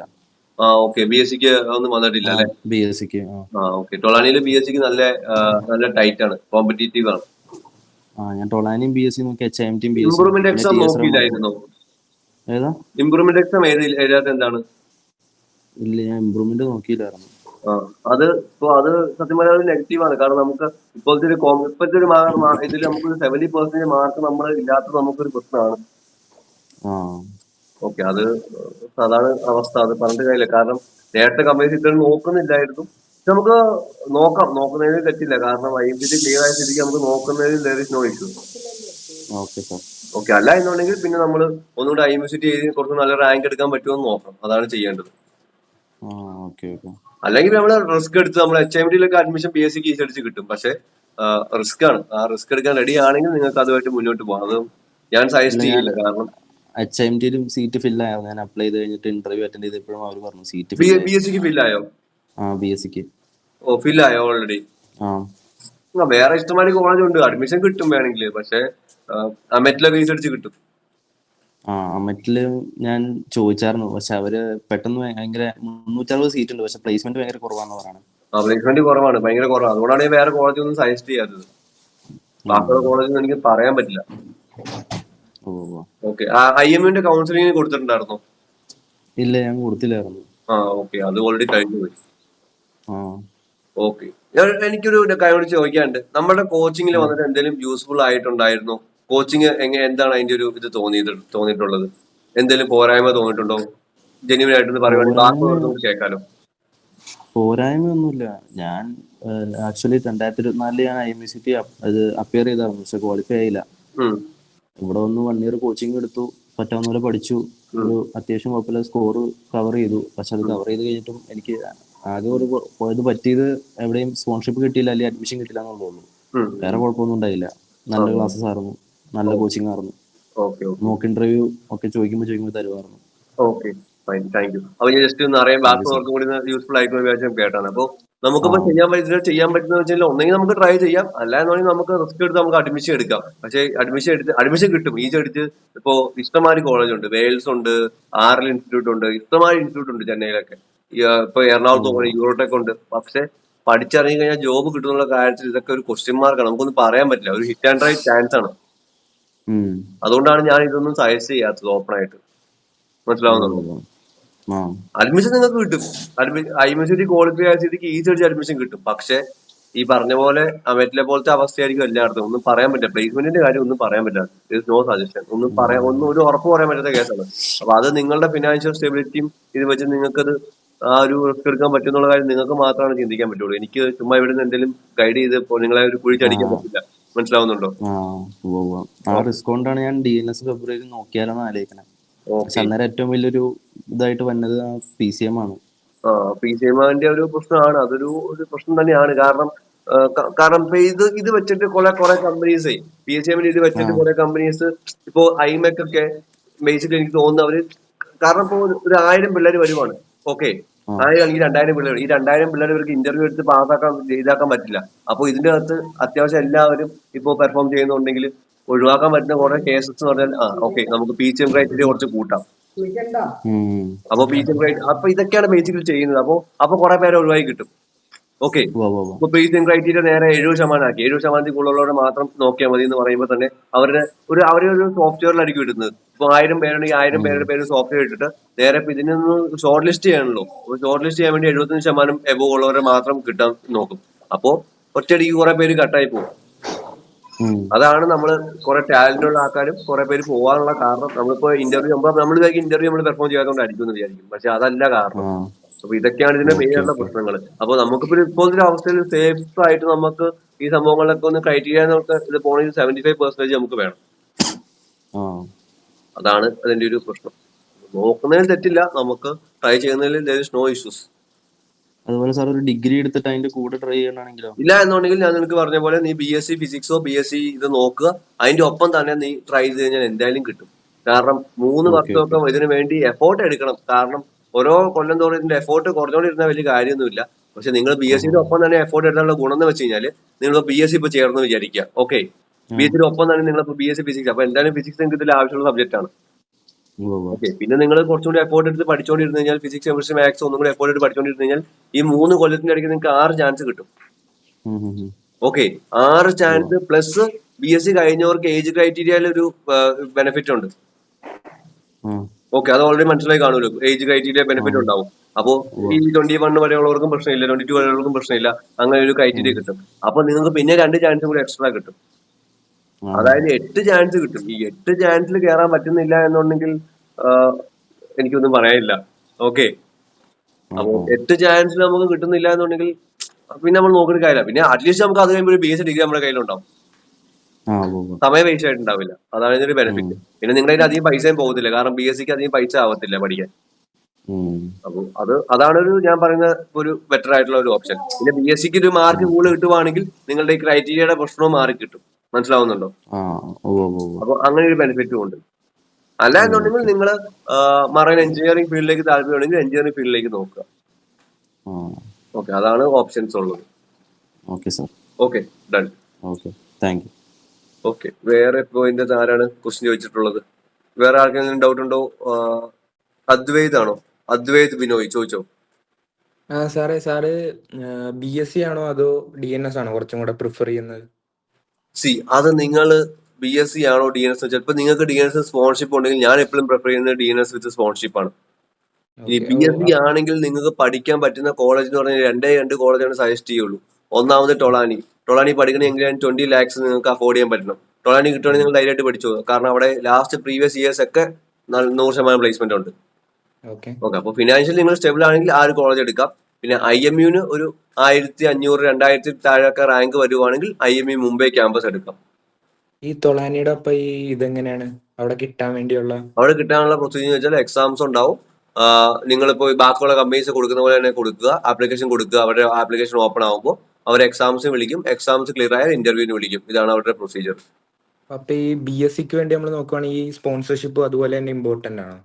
BScക്ക് സ്പോൺഷിപ്പ് ഒരു കമ്പനീസും അധികം കൊടുക്കുന്നില്ല. ആകെ കൊടുക്കുന്നത് അമെറ്റില് മേഴ്സ്ക്ലൈൻ മാത്രമാണ് കൊടുക്കുള്ളൂ. അപ്പൊ അമെറ്റില് മേഴ്സ്ക്ലൈൻ ഉണ്ടെങ്കിൽ മേഴ്സ്ക്ലൈൻ്റെ സ്പോൺഷിപ്പ് കിട്ടുവാണെങ്കിൽ അവിടെ BSc ചെയ്യുന്നതിന് കുഴപ്പമില്ല. അപ്പൊ ഞാൻ ഈ BScക്ക് വേണ്ടിയാ നോക്കണം. അപ്പൊ ഈ IMU ക്ലിയർ ആയ അപ്പൊ തന്നെ നമുക്ക് കോളേജിന് വേണ്ടി നോക്കിയാൽ മതി. സ്പോൺസർഷിപ്പ് IMU ക്ലിയർ ആവണ വരെ നിങ്ങൾ നോക്കിക്കൊണ്ടിരിക്കേണ്ട ആവശ്യമില്ല. അതിനു മുമ്പാണ് നിങ്ങൾ, കാരണം IMUന്റെ എക്സാം നടക്കുന്നത് ജൂണിലായിരിക്കും. പക്ഷെ ഈ ടൊളാനിയുടെ ഒക്കെ എക്സാം വരാൻ പോകുന്നത് ജൂണിലൊക്കെ, ഒരു മാർച്ച് ഏപ്രിലൊക്കെ ആകുമ്പോൾ അവർ എക്സാം നടത്തും. അപ്പൊ IMU നോക്കിക്കൊണ്ടിരുന്നിട്ട് കാര്യമില്ല. IMU നോക്കുന്നതിന് മുമ്പ് തന്നെ നിങ്ങൾ ടൊളാനിയുടെ എക്സാംസ് ഇതൊക്കെ നിങ്ങൾ ആപ്ലിക്കേഷൻ കൊടുക്കണം. അതുകൊണ്ടാണ് നമ്മൾ ഈ കോച്ചിങ് ഇത്ര നേരത്തെ തുടങ്ങുന്നത്. കുറെ ആൾക്കാർ ചോദിക്കും എന്താണ് ഈ കോച്ചിങ് ഇത്ര നേരത്തെ തുടങ്ങുന്നതെന്ന്. അപ്പോ ഇപ്പൊ കോമ്പറ്റീഷൻ കൂടുന്നതുകൊണ്ട് നമുക്ക് നേരത്തെ പഠിച്ചു തുടങ്ങി നമുക്ക് നേരത്തെ ഇതിനെപ്പറ്റി ഒരു അറിവുണ്ടെങ്കിൽ മാത്രമേ നമുക്ക് അവിടെ എത്തിപ്പെടാൻ പറ്റുള്ളൂ. കാരണം ഇപ്പോൾ മർച്ചന്റ് നേവി ഇതിന്റെ ഇന്റർവ്യൂവിന് കാര്യങ്ങളൊക്കെ കുറച്ചൊക്കെ മർച്ചന്റ് നേവിയുടെ ടോപ്പിക്സും ചോദിച്ചു തുടങ്ങി. അപ്പോൾ നമുക്ക് ഒന്ന് കോമ്പറ്റീറ്റ് ചെയ്ത് നിൽക്കണമെന്നുണ്ടെങ്കിൽ നമ്മൾ ഇപ്പോഴേ ഒരു കോച്ചിങ്ങിന് ജോയിൻ ചെയ്യേണ്ടി വരും. അതാണ്, അല്ലാതെ സ്വന്തമായിട്ട് പഠിക്കുക. പിന്നെ ഈ ആസ് എ സ്റ്റേറ്റ് സിലബസ് പഠിക്കുന്ന സ്റ്റുഡന്റ് ആയിട്ട് ഞാൻ ചോദിക്കും, ഈ കാൽക്കുലേറ്റേഴ്സ് എങ്ങനെയാണ് എൻട്രൻസിന് വേണ്ടി? IMU എൻട്രൻസിന് അവര് കാൽക്കുലേറ്റർ അലൗഡ് ആണല്ലോ. അലൗഡ് ആണ്.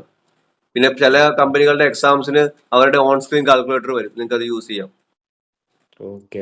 ഓക്കെ, അത് ഏതോ കുറെ സ്പെസിഫിക്കേഷൻ ഉള്ള കാൽക്കുലേറ്റർ ഉണ്ട്, അതാണ് യൂസ് ചെയ്യാൻ പറ്റില്ല. അത് നിങ്ങൾക്ക് ഹോൾ ടിക്കറ്റ് ഇടുമ്പോൾ അത് വളരെ കൃത്യമായിട്ട് മെൻഷൻ ചെയ്യും. there is no issues.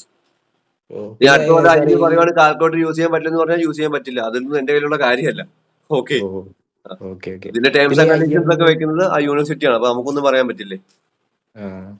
ഇതിന്റെ ഈ സെന്റേഴ്സ് ഒക്കെ എങ്ങനെയായിരിക്കും? കൊച്ചിയിലൊന്നും ഇല്ലല്ലോ. ഇതൊന്നും നമുക്ക് പറയാൻ പറ്റില്ല ബ്രോ.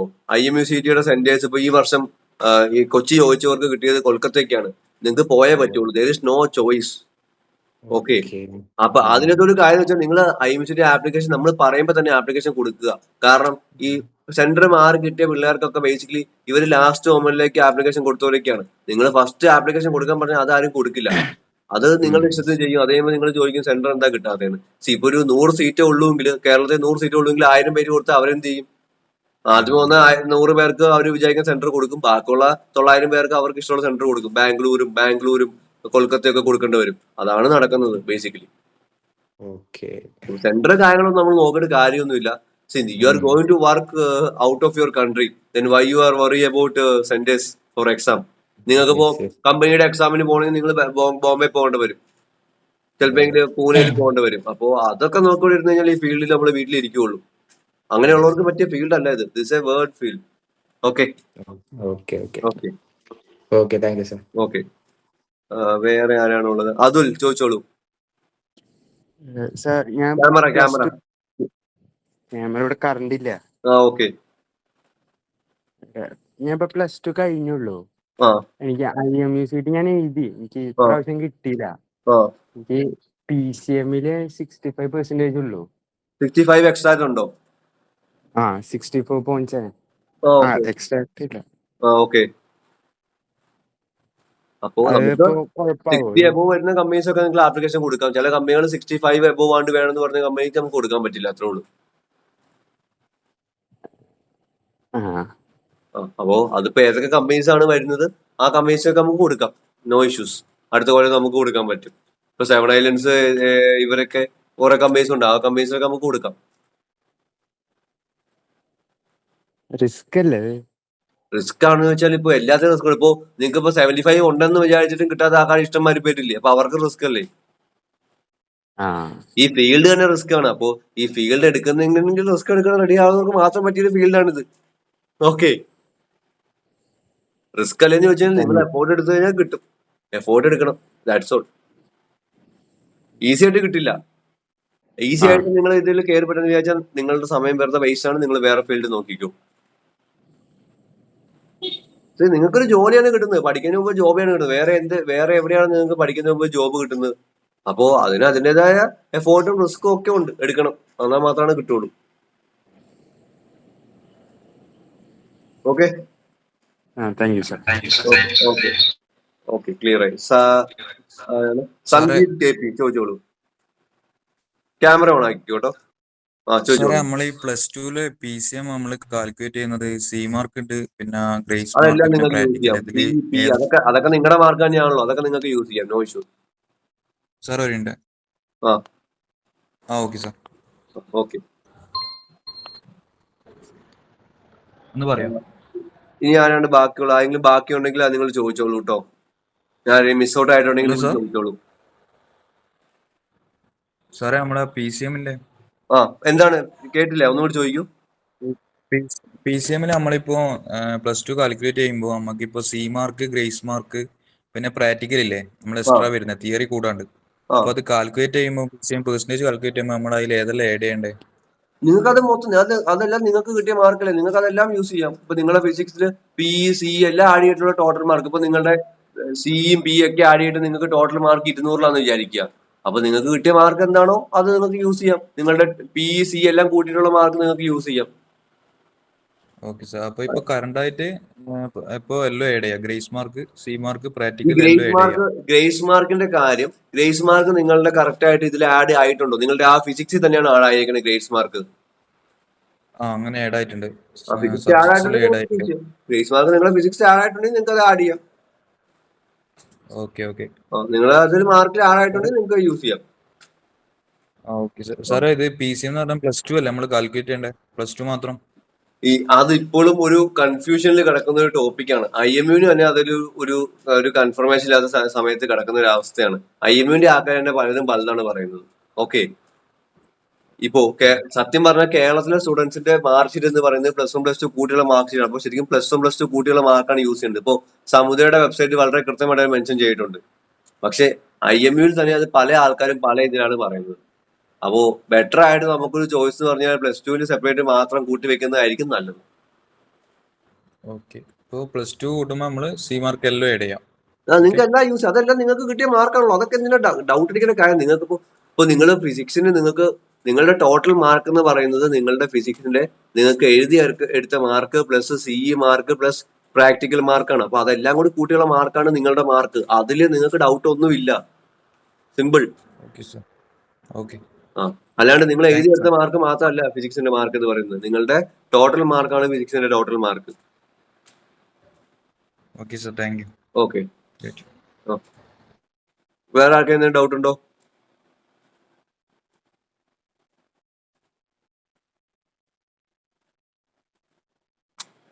രുദ്രാക്ഷ് ചോദിച്ചോളൂ.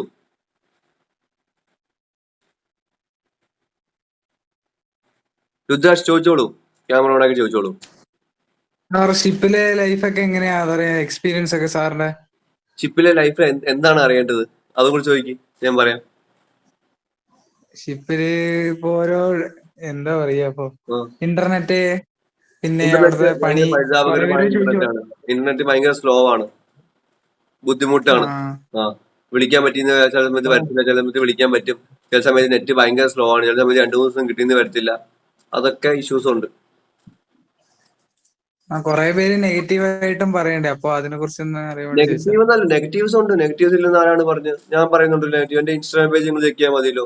പോസിറ്റീവിനേക്കാളും കൂടുതൽ നെഗറ്റീവ്സ് ഉണ്ട്. പക്ഷെ പോസിറ്റീവ്സും ഉണ്ട്. സി, അത് നിങ്ങളുടെ പാഷനാണ്. നിങ്ങൾക്ക് എന്താണ് അതിൽ ഇഷ്ടം? നിങ്ങൾ എന്തുകൊണ്ടാണ് മർച്ചന്റ് നേവി എടുക്കുന്നത്? Why you want to join merchant navy? അല്ല, ഞാനിപ്പോ ചൂസ് ചെയ്തിട്ടൊന്നുമില്ല മർച്ചന്റ് നേവി. ഞാൻ അങ്ങനെ ഒരു ഗൂഗിൾ മീറ്റ് കണ്ടപ്പോ കേറിയെന്നുള്ളൂ. മർച്ചന്റ് നേവി ആയിട്ട് ഞാൻ പാഷനേറ്റ് ഒന്നുണ്ട്. പാഷനേറ്റ് അല്ല എന്നുണ്ടെങ്കിൽ ഈ പരിപാടി വിട്ടേക്കുക, സമയം വേസ്റ്റ് ആക്കരുത്. സിമ്പിൾ, അതാണ് എന്റെ അഡ്വൈസ്. ഇത് പാഷനേറ്റ് ആയ ആൾക്കാർക്ക് പിടിച്ചെടുക്കാൻ കുറച്ച് ബുദ്ധിമുട്ടായിട്ടുള്ള ഫീൽഡാണ്. അപ്പോൾ പാഷൻ അല്ല എന്നുണ്ടെങ്കിൽ you are wasting your time. Just leave it എന്നേ പറയുള്ളൂ. ഓക്കെ ഓക്കെ ഓക്കെ സാർ ചോദിച്ചോളൂ. സാർ അതെ, ഇതിന്റെ ഏജ് ഒന്ന് ബ്രീഫ്ലി സ്പെസിഫൈ ചെയ്യാവോ? എന്തിന്റെ ഏജ് ആണ്? ലിമിറ്റ് ഒന്ന് ഏതായാലും IMU ക്വാളിഫൈ എന്തിനാണ്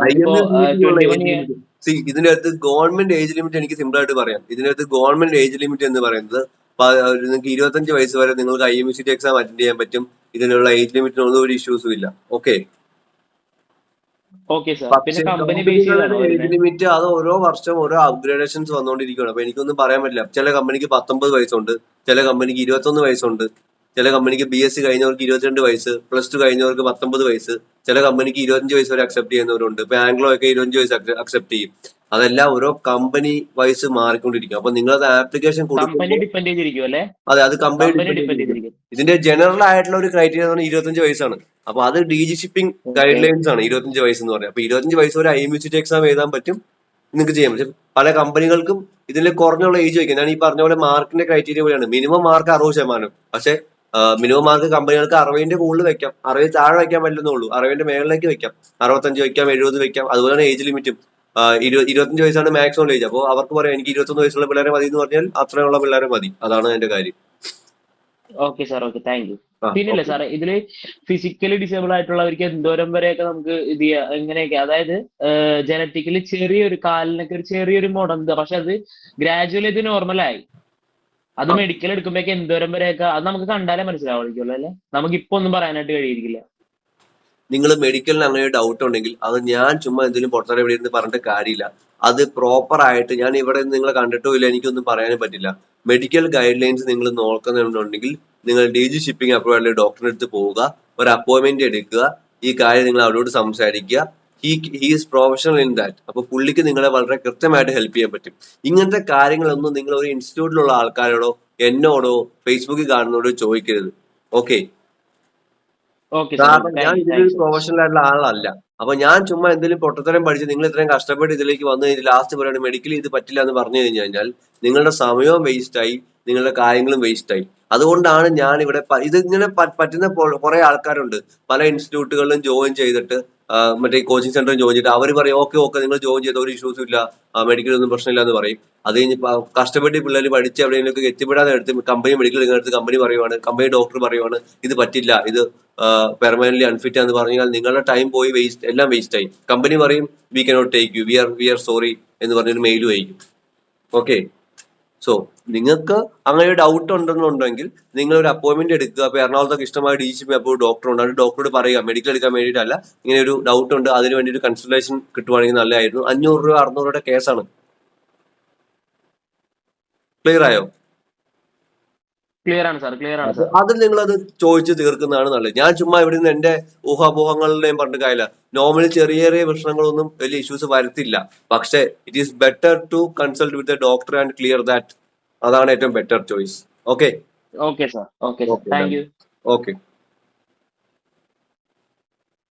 വേറെ ആരെങ്കിലും മിസ് ഔട്ട് ആയി പോയിട്ടുണ്ടോ? സാർ ഈ SCAയില് 7-9 കിട്ടണമെങ്കിൽ റാങ്ക് എത്ര അണ്ടറിൽ വരണം ഏകദേശം? ഈ SCAയുടെ കാര്യം ഒന്നും പറയാണ്ടിരിക്കുക നല്ലത്. അത് എന്താണെന്നുള്ള സംഭവം എന്ന് വെച്ചാൽ ചില സമയത്ത് 2000 ഉള്ള ആൾക്കാരെ വിളിക്കേണ്ട 6000 ഉള്ള ആൾക്കാരൊക്കെ വിളിക്കുന്നുണ്ട്. അത് എന്ത് ബേസ്ഡ് ആണ് എന്നുള്ള കാര്യമൊന്നും ആർക്കും അറിയില്ല. എന്തോ ലോട്ടറി അടിക്കുന്ന പോലെയാണ്, ഒന്നും പറയാൻ പറ്റില്ല. അത് മനസ്സിലാവുന്നുണ്ടോ? പിന്നെ അവിടെ ഈ ഇതൊക്കെ ഉണ്ട്, SC ST കാറ്റഗറി ബേസ്ഡ് സീറ്റൊക്കെ എക്സ്ട്രാ ഒക്കെ ഉണ്ട്. അപ്പൊ അതിൽ നമുക്കൊന്നും പറയാൻ പറ്റില്ല. നിങ്ങൾക്ക് ആപ്ലിക്കേഷൻ കൊടുത്തിടുക എന്ന് മാത്രമേ ഉള്ളൂ. ഒരു 1000 താഴേക്ക് വന്നാൽ എന്തായാലും വിളിക്കാനുള്ള പോസിബിലിറ്റി ഉണ്ട്. പക്ഷെ ഒന്നും പറയാൻ പറ്റില്ല ബ്രോ. അത് അവരെന്ത് ബേസ്ഡ് ആണ് വിളിക്കുന്നത്. ചില സമയത്ത് ഞാൻ പറഞ്ഞില്ലേ ഇതുപോലെയുള്ള എക്സ്പീരിയൻസ് എനിക്ക് പല ബാച്ചുള്ള പിള്ളേർക്കും കിട്ടിയിട്ടുണ്ട്. 4000 ഉള്ളവരെ വിളിച്ചിട്ടില്ല, 6000 ഉള്ളവരെ വിളിച്ചിട്ടുണ്ട്. മനസ്സിലാവുന്നുണ്ടോ? ഓക്കെ ഓക്കെ, മനസ്സിലായി. അപ്പൊ അങ്ങനെ പല ഇഷ്യൂസ് നടക്കുന്നുണ്ട്. അത് എന്തുകൊണ്ടാണ് അങ്ങനെ വരുന്നതെന്ന് വെച്ചാൽ എനിക്കും അറിയത്തില്ല. കാറ്റഗറി ബേസ്ഡ് ആണോ, അതിലിപ്പോ OBC ഉണ്ട്, SC ST ഉണ്ട്, അതിലെല്ലാത്തിനും പല പല കാറ്റഗറി ബേസ്ഡ് ഒക്കെ ഇതൊക്കെ അവർ കൊടുക്കുന്നുണ്ട്. അപ്പോൾ അങ്ങനെ പല ഇഷ്യൂസ്. ഇപ്പൊ ഈവൻ IMU കോളേജിലും അങ്ങനെയുണ്ട്. 2000 ഉള്ളവർക്ക് കിട്ടിയിട്ടില്ല, പക്ഷെ 3000 ഉള്ളവർക്ക് കിട്ടിയിട്ടുണ്ട്. അപ്പോൾ അതും ഈ കാറ്റഗറി ബേസ്ഡ് ആയിട്ടുള്ള അലോട്ട്മെന്റ്സ് കാര്യങ്ങളൊക്കെ വരുമ്പോൾ കുറച്ച് അങ്ങോട്ടും ഇങ്ങോട്ടൊക്കെ മാറും. അതാണ് പ്രശ്നം. Okay okay sir. Okay, Hrithik Ram ചോദിച്ചോളൂ. സാർ ഇപ്പൊ മേ ബി ഇപ്പൊ നമുക്ക് ഈ വരുന്ന means next August batch sponsorship കിട്ടുകയാണെങ്കിൽ മീൻസ് നമ്മളിപ്പോ 2 കൊല്ലം ഞാൻ ഇപ്പൊ ഡ്രോപ്പ് ചെയ്യുന്നുണ്ട് ടോട്ടലി. അപ്പൊ ആ സ്പോൺസർഷിപ്പിൽ അത് എന്തെങ്കിലും പ്രശ്നം ഉണ്ടാവും? എനിക്ക് മനസ്സിലായില്ല, ഒന്നുകൂടി ചോദിക്കൂ. ഏത് ഓഗസ്റ്റ് ബാച്ച് ആണ്? വർഷം വെച്ച് പറ. ഈ വർഷമാണോ? മീൻസ് 2026 വരുന്ന വർഷം. ഇപ്പൊ സ്പോൺസർഷിപ്പിന് അപ്ലൈ ചെയ്ത് കിട്ടുകയാണെങ്കിൽ ഇപ്പൊ 2 കൊല്ലം ഡ്രോപ്പ് ചെയ്ത് എന്തുകൊണ്ടാന്ന് ചോദിക്കൂ? അത് ചോദിക്കാനുള്ള ചാൻസസ് ഉണ്ട്. അപ്പൊ നിങ്ങൾക്ക് പറയാം. നിങ്ങൾക്ക് ഇന്റർവ്യൂ ഈസ് ലൈക്ക് ഹൗ. ഞാൻ ഋതിക്ക് നമ്മുടെ ബാച്ചിൽ പഠിച്ചല്ലേ? ആ സാർ, ഈ കൊല്ലം പഠിച്ചത്. ഓക്കെ. അപ്പൊ ഇതില് വളരെ കൃത്യമായിട്ടുള്ള കാര്യം എന്ന് വെച്ച് കഴിഞ്ഞാല് നിങ്ങൾക്ക് ഋതിക്ക് IMCT ക്ലിയർ ആയോ? ഇല്ല സാർ, ക്ലിയർ ആയില്ല. എന്തുകൊണ്ടാ ക്ലിയർ ആവാത്ത ഋതിക്ക്? സാർ ഞാൻ ടോട്ടല് 110-115 ക്വസ്റ്റ്യൻസ് അറ്റൻഡ് ചെയ്തിട്ടു. ഞാൻ വളരെ കൃത്യമായിട്ട് നിങ്ങളോട് വോയിസ് മെസ്സേജ് ഇട്ട് പറഞ്ഞു തന്നൊരു കാര്യം ഉണ്ടായിരുന്നു. അറ്റ്ലീസ്റ്റ് ഒരു 140 മാർക്കിംഗ് 140 ക്വസ്റ്റ്യൻസിൽ അറ്റൻഡ് ചെയ്ത് 120 മാർക്സിൽ എടുത്താൽ പറ്റിയാൽ മാത്രമാണ് പാസ് ആവുള്ളൂ. ഓക്കെ. പക്ഷെ ഈ ഫെയിൽ ഞാൻ എല്ലാവരും വിളിച്ചത്. എനിക്ക് തോന്നുന്നു ഋതിക്കിന് നമ്മുടെ ടീം വിളിച്ചിട്ടുണ്ടായിരുന്നു അല്ലെ, റിവ്യൂ എടുക്കാൻ വേണ്ടി. എല്ലാവരും ഞാൻ വിളിക്കുന്നത് എന്താണെന്നറിയോ? എനിക്ക് വളരെ കൃത്യമായിട്ട് ഐഡിയ കിട്ടാൻ വേണ്ടിയിട്ടാണ്. അപ്പൊ എന്തുകൊണ്ടാണ് പിള്ളേര് ഫെയിൽ ആവുന്നത്? കഴിഞ്ഞ കൊല്ലം പിള്ളേര് ഫെയിൽ ആവാനുള്ള കാരണം വെച്ചാൽ 90 ക്വസ്റ്റ്യൻ അറ്റൻഡ് ചെയ്തു, 100 ക്വസ്റ്റ്യൻ അറ്റൻഡ് ചെയ്യുള്ളൂ. 100 ക്വസ്റ്റ്യൻ അറ്റൻഡ് ചെയ്താൽ നിങ്ങൾ പാസ് ആവില്ല. അതിലും വേറെ നിങ്ങൾ 200 ക്വസ്റ്റ്യൻ കറക്കി കുത്തി അറ്റൻഡ് ചെയ്തു, ചിലപ്പോൾ ഈ പാസ് ആവും IMCT. കാരണം 100 ക്വസ്റ്റ്യൻ അറ്റൻഡ് ചെയ്താൽ അതിൽ എന്തായാലും 10 ക്വസ്റ്റ്യൻ തെറ്റും. ആ നെഗറ്റീവ് മാർക്കിംഗ് കഴിഞ്ഞാൽ പിന്നെ നിങ്ങൾ പാസ് ആവില്ല. അറ്റ്ലീസ്റ്റ് ഒരു 140 ക്വസ്റ്റ്യൻസ് നമ്മൾ അറ്റൻഡ് ചെയ്താൽ മാത്രമാണ് നമുക്ക് എന്തെങ്കിലും ചാൻസ് ഉള്ളൂ. അതിലൊരു 20 ക്വസ്റ്റ്യൻ തെറ്റായാലും നമുക്ക് 120 മാർക്സ് അടുപ്പിച്ച് കിട്ടി നമ്മൾ പാസ് ആവും. ഓക്കെ. അപ്പൊ അത് വിട്ടാൽ കുഴപ്പമില്ല. നിങ്ങൾക്ക് ഈ ഇത് ഇപ്പോ ഞാൻ പറഞ്ഞു ഋതിക്ക് ഇപ്പൊ ചെയ്യാൻ പറ്റുന്ന ഒന്നെങ്കിൽ ഇപ്പൊ ഋതിക്ക് ഇപ്പൊ എത്ര വർഷം ഡ്രോപ്പാ? ഞാനിപ്പോ 2ാമത്തെ കൊല്ലമായിരുന്നു. അപ്പൊ ഒന്നെങ്കിൽ ഋതിക്ക് ഒന്നെങ്കിൽ BSc ഞാൻ പറഞ്ഞ പോലെ ജോയിൻ ചെയ്യുക, അതിന്റെ ഒപ്പം തന്നെ ഈ സൈഡിൽ കൂടി നോക്കുക. ഞാൻ ഇപ്പൊ ഓഫ്ലൈൻ ആയിട്ട് കേറാലോ എന്ന് വിചാരിച്ചു. ഓഫ്ലൈൻ ആയിട്ട് ചേരണമെന്നുണ്ടെങ്കിൽ ഋതിക്കിന് അത്രയും പാഷനേറ്റ് ആണെന്നുണ്ടെങ്കിൽ ഋതിക്ക് വളരെ ഹാർഡ് വർക്ക് ചെയ്യാൻ റെഡി ആണെങ്കിൽ മാത്രം ഋതിക്ക് ട്രൈ ചെയ്യുക. അതാണ് ഞാൻ പറയുള്ളൂ.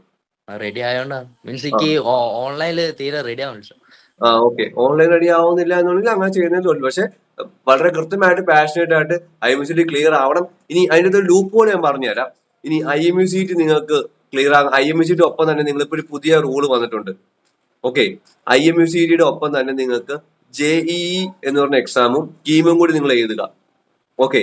ഇനി IMCT ക്ലിയർ ആയില്ല എന്നുണ്ടെങ്കിൽ ഇതിൽ 40% മാർക്ക് എടുക്കാൻ പറ്റിക്കഴിഞ്ഞാൽ കീമിലോ നീറ്റിലോ നീറ്റല്ല കീമിലോ JEEലോ 40% മാർക്ക് എടുത്തു കഴിഞ്ഞാൽ കമ്പനികൾക്ക് അല്ലെങ്കിൽ കോളേജുകൾക്ക് അഡ്മിഷൻ വിത്തൗട്ട് IMCT അഡ്മിഷൻ കൊടുക്കാനുള്ള ഒരു പ്രൊസീജിയർ വന്നിട്ടുണ്ട്. പക്ഷെ കമ്പനികൾ എപ്പോഴും ഫസ്റ്റ് പ്രിഫറൻസ് കൊടുക്കാൻ പോകുന്ന IMCTക്ക് ആയിരിക്കും. അപ്പൊ നമ്മളെ ഫസ്റ്റ് പ്രിഫറൻസ് IMCT ആയിരിക്കണം. അതിന്റെ ഒപ്പം കൂടി സൈഡിൽ കൂടി നമ്മൾ ഈ നീറ്റ് കീമും കൂടി നോക്കി വിട്ട് കഴിഞ്ഞാൽ അറ്റൻഡ് ചെയ്ത് വിട്ട് കഴിഞ്ഞാൽ നല്ലതായിരിക്കും. അപ്പോ നിങ്ങൾക്ക് കോൺഫിഡൻസ് ഉണ്ട്, നിങ്ങൾ എത്ര പാഷനേറ്റ് ആണെങ്കിൽ ഗോ വിത്ത് ദാറ്റ്. അതാണ് ഞാൻ പറയുള്ളൂ. പക്ഷെ എഫോർട്ട് എടുക്കാൻ റെഡി ആയിരിക്കണം. Okay sir. ഓക്കെ. ആദിത്യൻ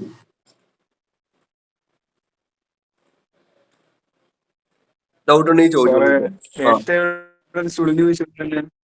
എന്താണ്? ചോദിച്ചോ. നേരത്തെ ഒരു സ്റ്റുഡന്റ് വെച്ചില്ലേ +1ഉം +2 PCM പെർസെന്റേജും പിന്നെ +2 മാത്രമുള്ള PCM എനിക്ക് മനസ്സിലായില്ല, ക്വസ്റ്റ്യൻ മനസ്സിലായില്ല. സാർ ഈ PCM പെർസെന്റേജ് കാൽക്കുലേറ്റ് ചെയ്തില്ലേ? PCM പെർസെന്റേജ് നിങ്ങൾ +1 +2 രണ്ടും കാൽക്കുലേറ്റ് ചെയ്യും. നിങ്ങൾ +2 മാത്രം കാൽക്കുലേറ്റ് ചെയ്യും. അതല്ലേ പറഞ്ഞത്, നിങ്ങൾ +2 മാത്രം കാൽക്കുലേറ്റ് ചെയ്ത് വെക്ക്. +1 +2 കൂട്ടിയുള്ള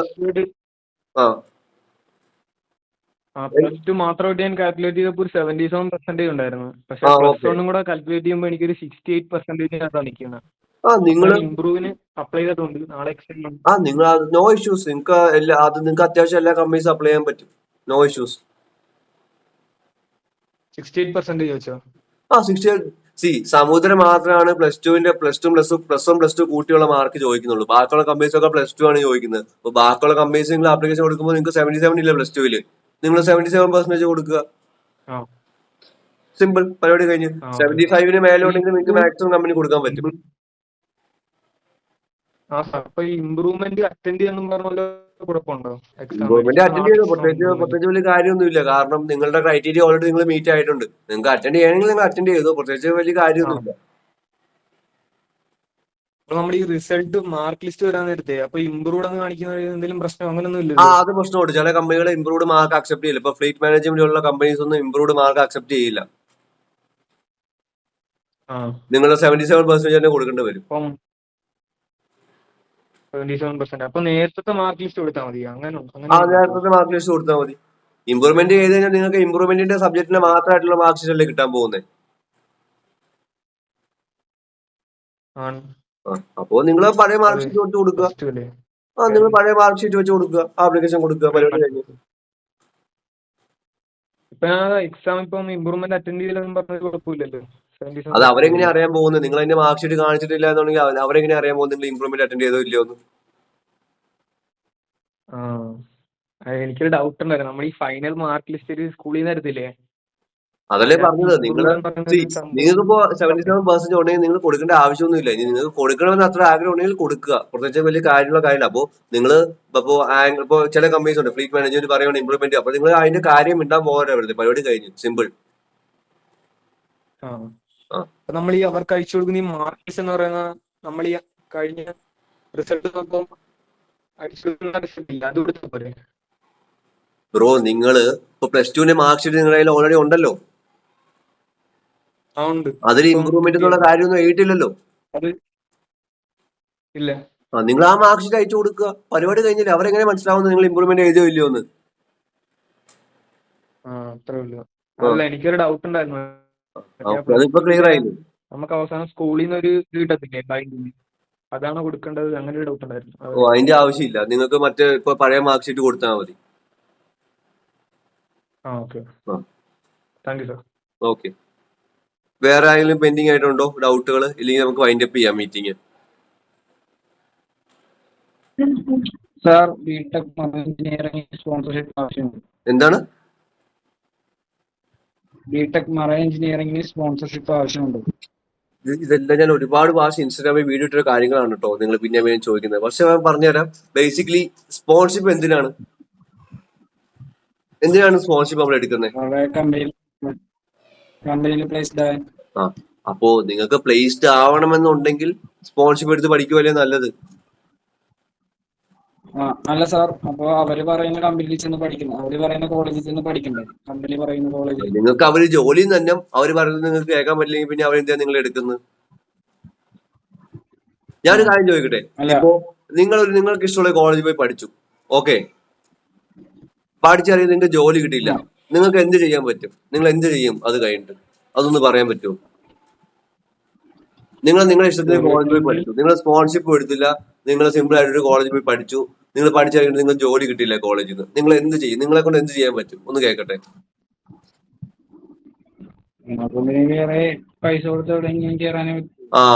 ഇതാണ് ഏറ്റവും മണ്ടത്തരമായിട്ടുള്ള ചിന്താഗതി. ഈ പൈസ കൊടുത്ത് കയറുന്ന കപ്പൽ എവിടുത്തെ കപ്പലിലാണ് കയറ്റി വിടുന്നത് നിങ്ങൾക്ക് അറിയോ? അല്ലെങ്കിൽ ബ്രോയ്ക്ക് അറിയോ പൈസ കൊടുത്ത് കയറ്റി വിടുന്ന ആയാലും അറിയോ ജെന്യുവിൻ ആയിട്ടുള്ള?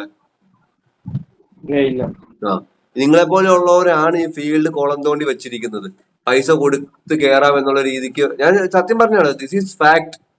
ഓക്കെ, അങ്ങനെ സിമ്പിൾ ആയിട്ടുള്ള ചിന്താഗതി നിങ്ങൾ ചിന്തിച്ചു കഴിഞ്ഞാൽ നിങ്ങൾ പെടും. ഇങ്ങനെയുള്ള ആൾക്കാരാണ് സബ് സ്റ്റാൻഡേർഡ് കപ്പലിൽ പോയിട്ട് പെടുന്നത്. നിങ്ങൾ പോകാൻ പോകുന്നത് കപ്പലിലൊന്നും ആയിരിക്കില്ല. നിങ്ങൾ പോകാൻ പോകുന്നത് ഫിഷിംഗ് ബോട്ടിലും, അതുപോലെ തന്നെ നിങ്ങൾ പോകാൻ പോകുന്നത് ചെറിയ ടഗ് ബോട്ടിലും ബങ്കർ ബാർജുകളിലും സപ്ലൈ വെസലിലുമാണ് നിങ്ങൾ കയറ്റി വിടുന്നത്. അതും ഇറാനിലും ഇവിടെ ഈ വാർ സോണിലൊക്കെ കിടക്കുന്ന കപ്പലില്. എന്തിനാണ്? അതിലും പേര് ഫീൽഡ് വരാണ്ടിരിക്കുന്നതല്ലേ?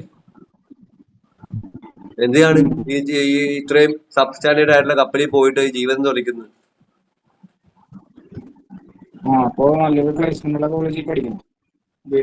ബിടെക് പഠിക്കണമെന്നുണ്ടെങ്കിൽ നിങ്ങൾ നല്ല പ്ലേസ്മെന്റ് ഉള്ള ടൊളാനി പോലുള്ള കോളേജുകൾ, അല്ലെങ്കിൽ ആമറ്റിന്റെ സ്പോൺഷിപ്പ് ഉണ്ട് മേഴ്സ് ബിടെക്കിന്റെ.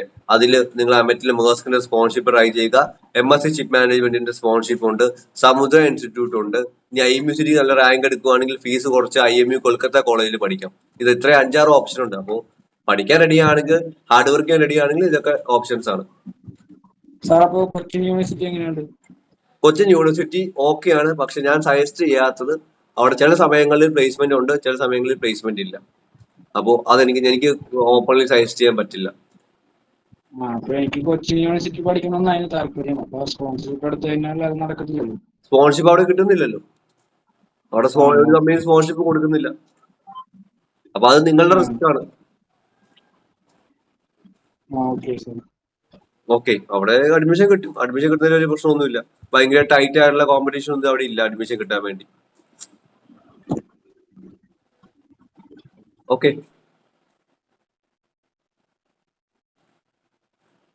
എപ്പോഴും ഞാൻ പ്രിഫർ ചെയ്യുന്നത് വിത്ത് സ്പോൺഷിപ്പ് ആണ്. സ്പോൺഷിപ്പ് എടുത്ത് പഠിക്കുന്നതാണ് എപ്പോഴും ബെറ്റർ ആയിട്ടുള്ള ചോയ്സ്. അതിപ്പോ BTech ആണെങ്കിലും BSc ആണെങ്കിലും DS ആണെങ്കിലും. കാരണം പഠിച്ചിറങ്ങിയാൽ ഒരു ജോബ് ഉണ്ടെന്നുള്ള കാര്യം നമുക്ക് ഷുവറാണ്. ഈവൻ ലോൺ എടുത്ത് പഠിച്ചാലും നമ്മൾ സ്ട്രഗിൾ ചെയ്യേണ്ടി വരില്ല ജോബിന് വേണ്ടിയിട്ട്. നമുക്ക് ജോബ് കിട്ടാണ്ട് നമ്മൾ എവിടെയെങ്കിലും കയറി പറ്റണമെന്നുണ്ടെങ്കിൽ വളരെ ബുദ്ധിമുട്ടാണ്.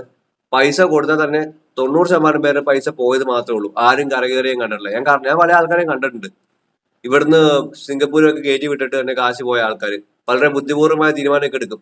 ഞാൻ ഇവിടുന്ന് വിസയും ടിക്കറ്റൊക്കെ കിട്ടുമ്പോഴാണ് പൈസ തരുള്ളൂ എന്നൊക്കെ ഏജന്റിനോട് പറയും. ഏജന്റ് ഇവിടുന്ന് ടിക്കറ്റും കൊടുത്ത് സിംഗപ്പൂരിനും ചൈനയ്ക്കൊക്കെ വിസ എടുത്ത് കയറ്റി വിടും. അവിടെ ചെന്ന് കഴിയുമ്പോൾ ഒരുത്തിനും ഉണ്ടാവില്ല, ഒരു കമ്പനിയും ഉണ്ടാവില്ല വിളിക്കാൻ വേണ്ടിയിട്ട്. അവർക്ക് ആകെ നഷ്ടം 5-6 ലക്ഷം രൂപ നിങ്ങളെ നിന്ന് വാങ്ങിക്കുകയും ചെയ്യും. അവിടെ ചെന്ന് നിങ്ങൾക്ക് ടിക്കറ്റ് എടുത്താൽ എത്ര രൂപയാവും? 10-40,000 രൂപയാവും. ഒരു ടിക്കറ്റും വിസയും കൂടി എടുക്കാൻ വേണ്ടി മാക്സിമം ചെലവ് വരുന്നത് 10-45,000 രൂപയാണ്. അവർക്ക് അങ്ങനെ പോയാലും 5.5 ലക്ഷം രൂപ ലാഭമാണ്. നിങ്ങൾ പിന്നെ അതിനുശേഷം കേസ് കൊടുത്താലൊന്നും ഇന്ത്യയിലെ ചെറുപ്പാവുമെന്ന് എനിക്ക് തോന്നുന്നില്ല. 5-6 വർഷമൊക്കെ കേസ് കൊണ്ട് നടക്കാന്നല്ലാണ്ട് പ്രത്യേകിച്ച് ഒരു കാര്യമില്ല. അവിടെയും കുറെ കാശ് നിങ്ങളുടെ പോകും. അപ്പോൾ ഇങ്ങനത്തെ പരിപാടികൾ നോക്കിയിട്ട് ഒരു കാര്യമില്ല. ഓക്കെ, അതാണ് ഇവിടെ നടന്നുകൊണ്ടിരിക്കുന്നത്.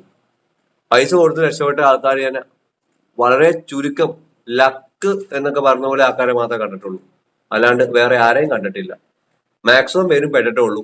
പല ആൾക്കാരും, എന്റെ കൂടെ പഠിച്ച ആൾക്കാരും പൈസ കൊടുത്ത് കയറിയവരൊക്കെ ഇപ്പോഴും ടഗ് ബോട്ടിലാണ്. ഓക്കെ,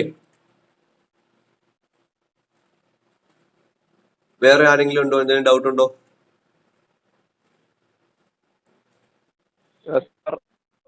ചോദിച്ചോളൂ.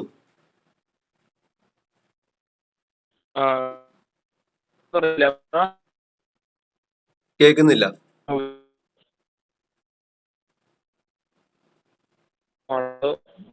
എനിക്കൊന്നും കേൾക്കാൻ പറ്റുന്നില്ല കേട്ടോ.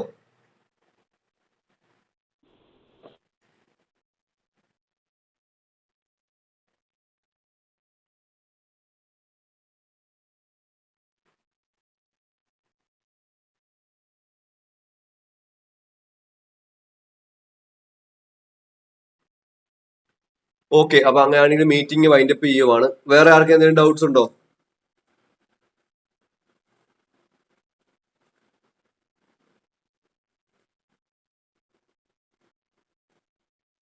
ഓക്കെ, ആർക്കും ഡൗട്ട്സ് കാര്യങ്ങളൊന്നും ഇല്ല. അപ്പൊ അങ്ങനെ ഇപ്പൊ നമുക്ക് വൈൻഡപ്പ് ചെയ്യാൻ വേണ്ടിയിട്ടാണ് കേട്ടോ.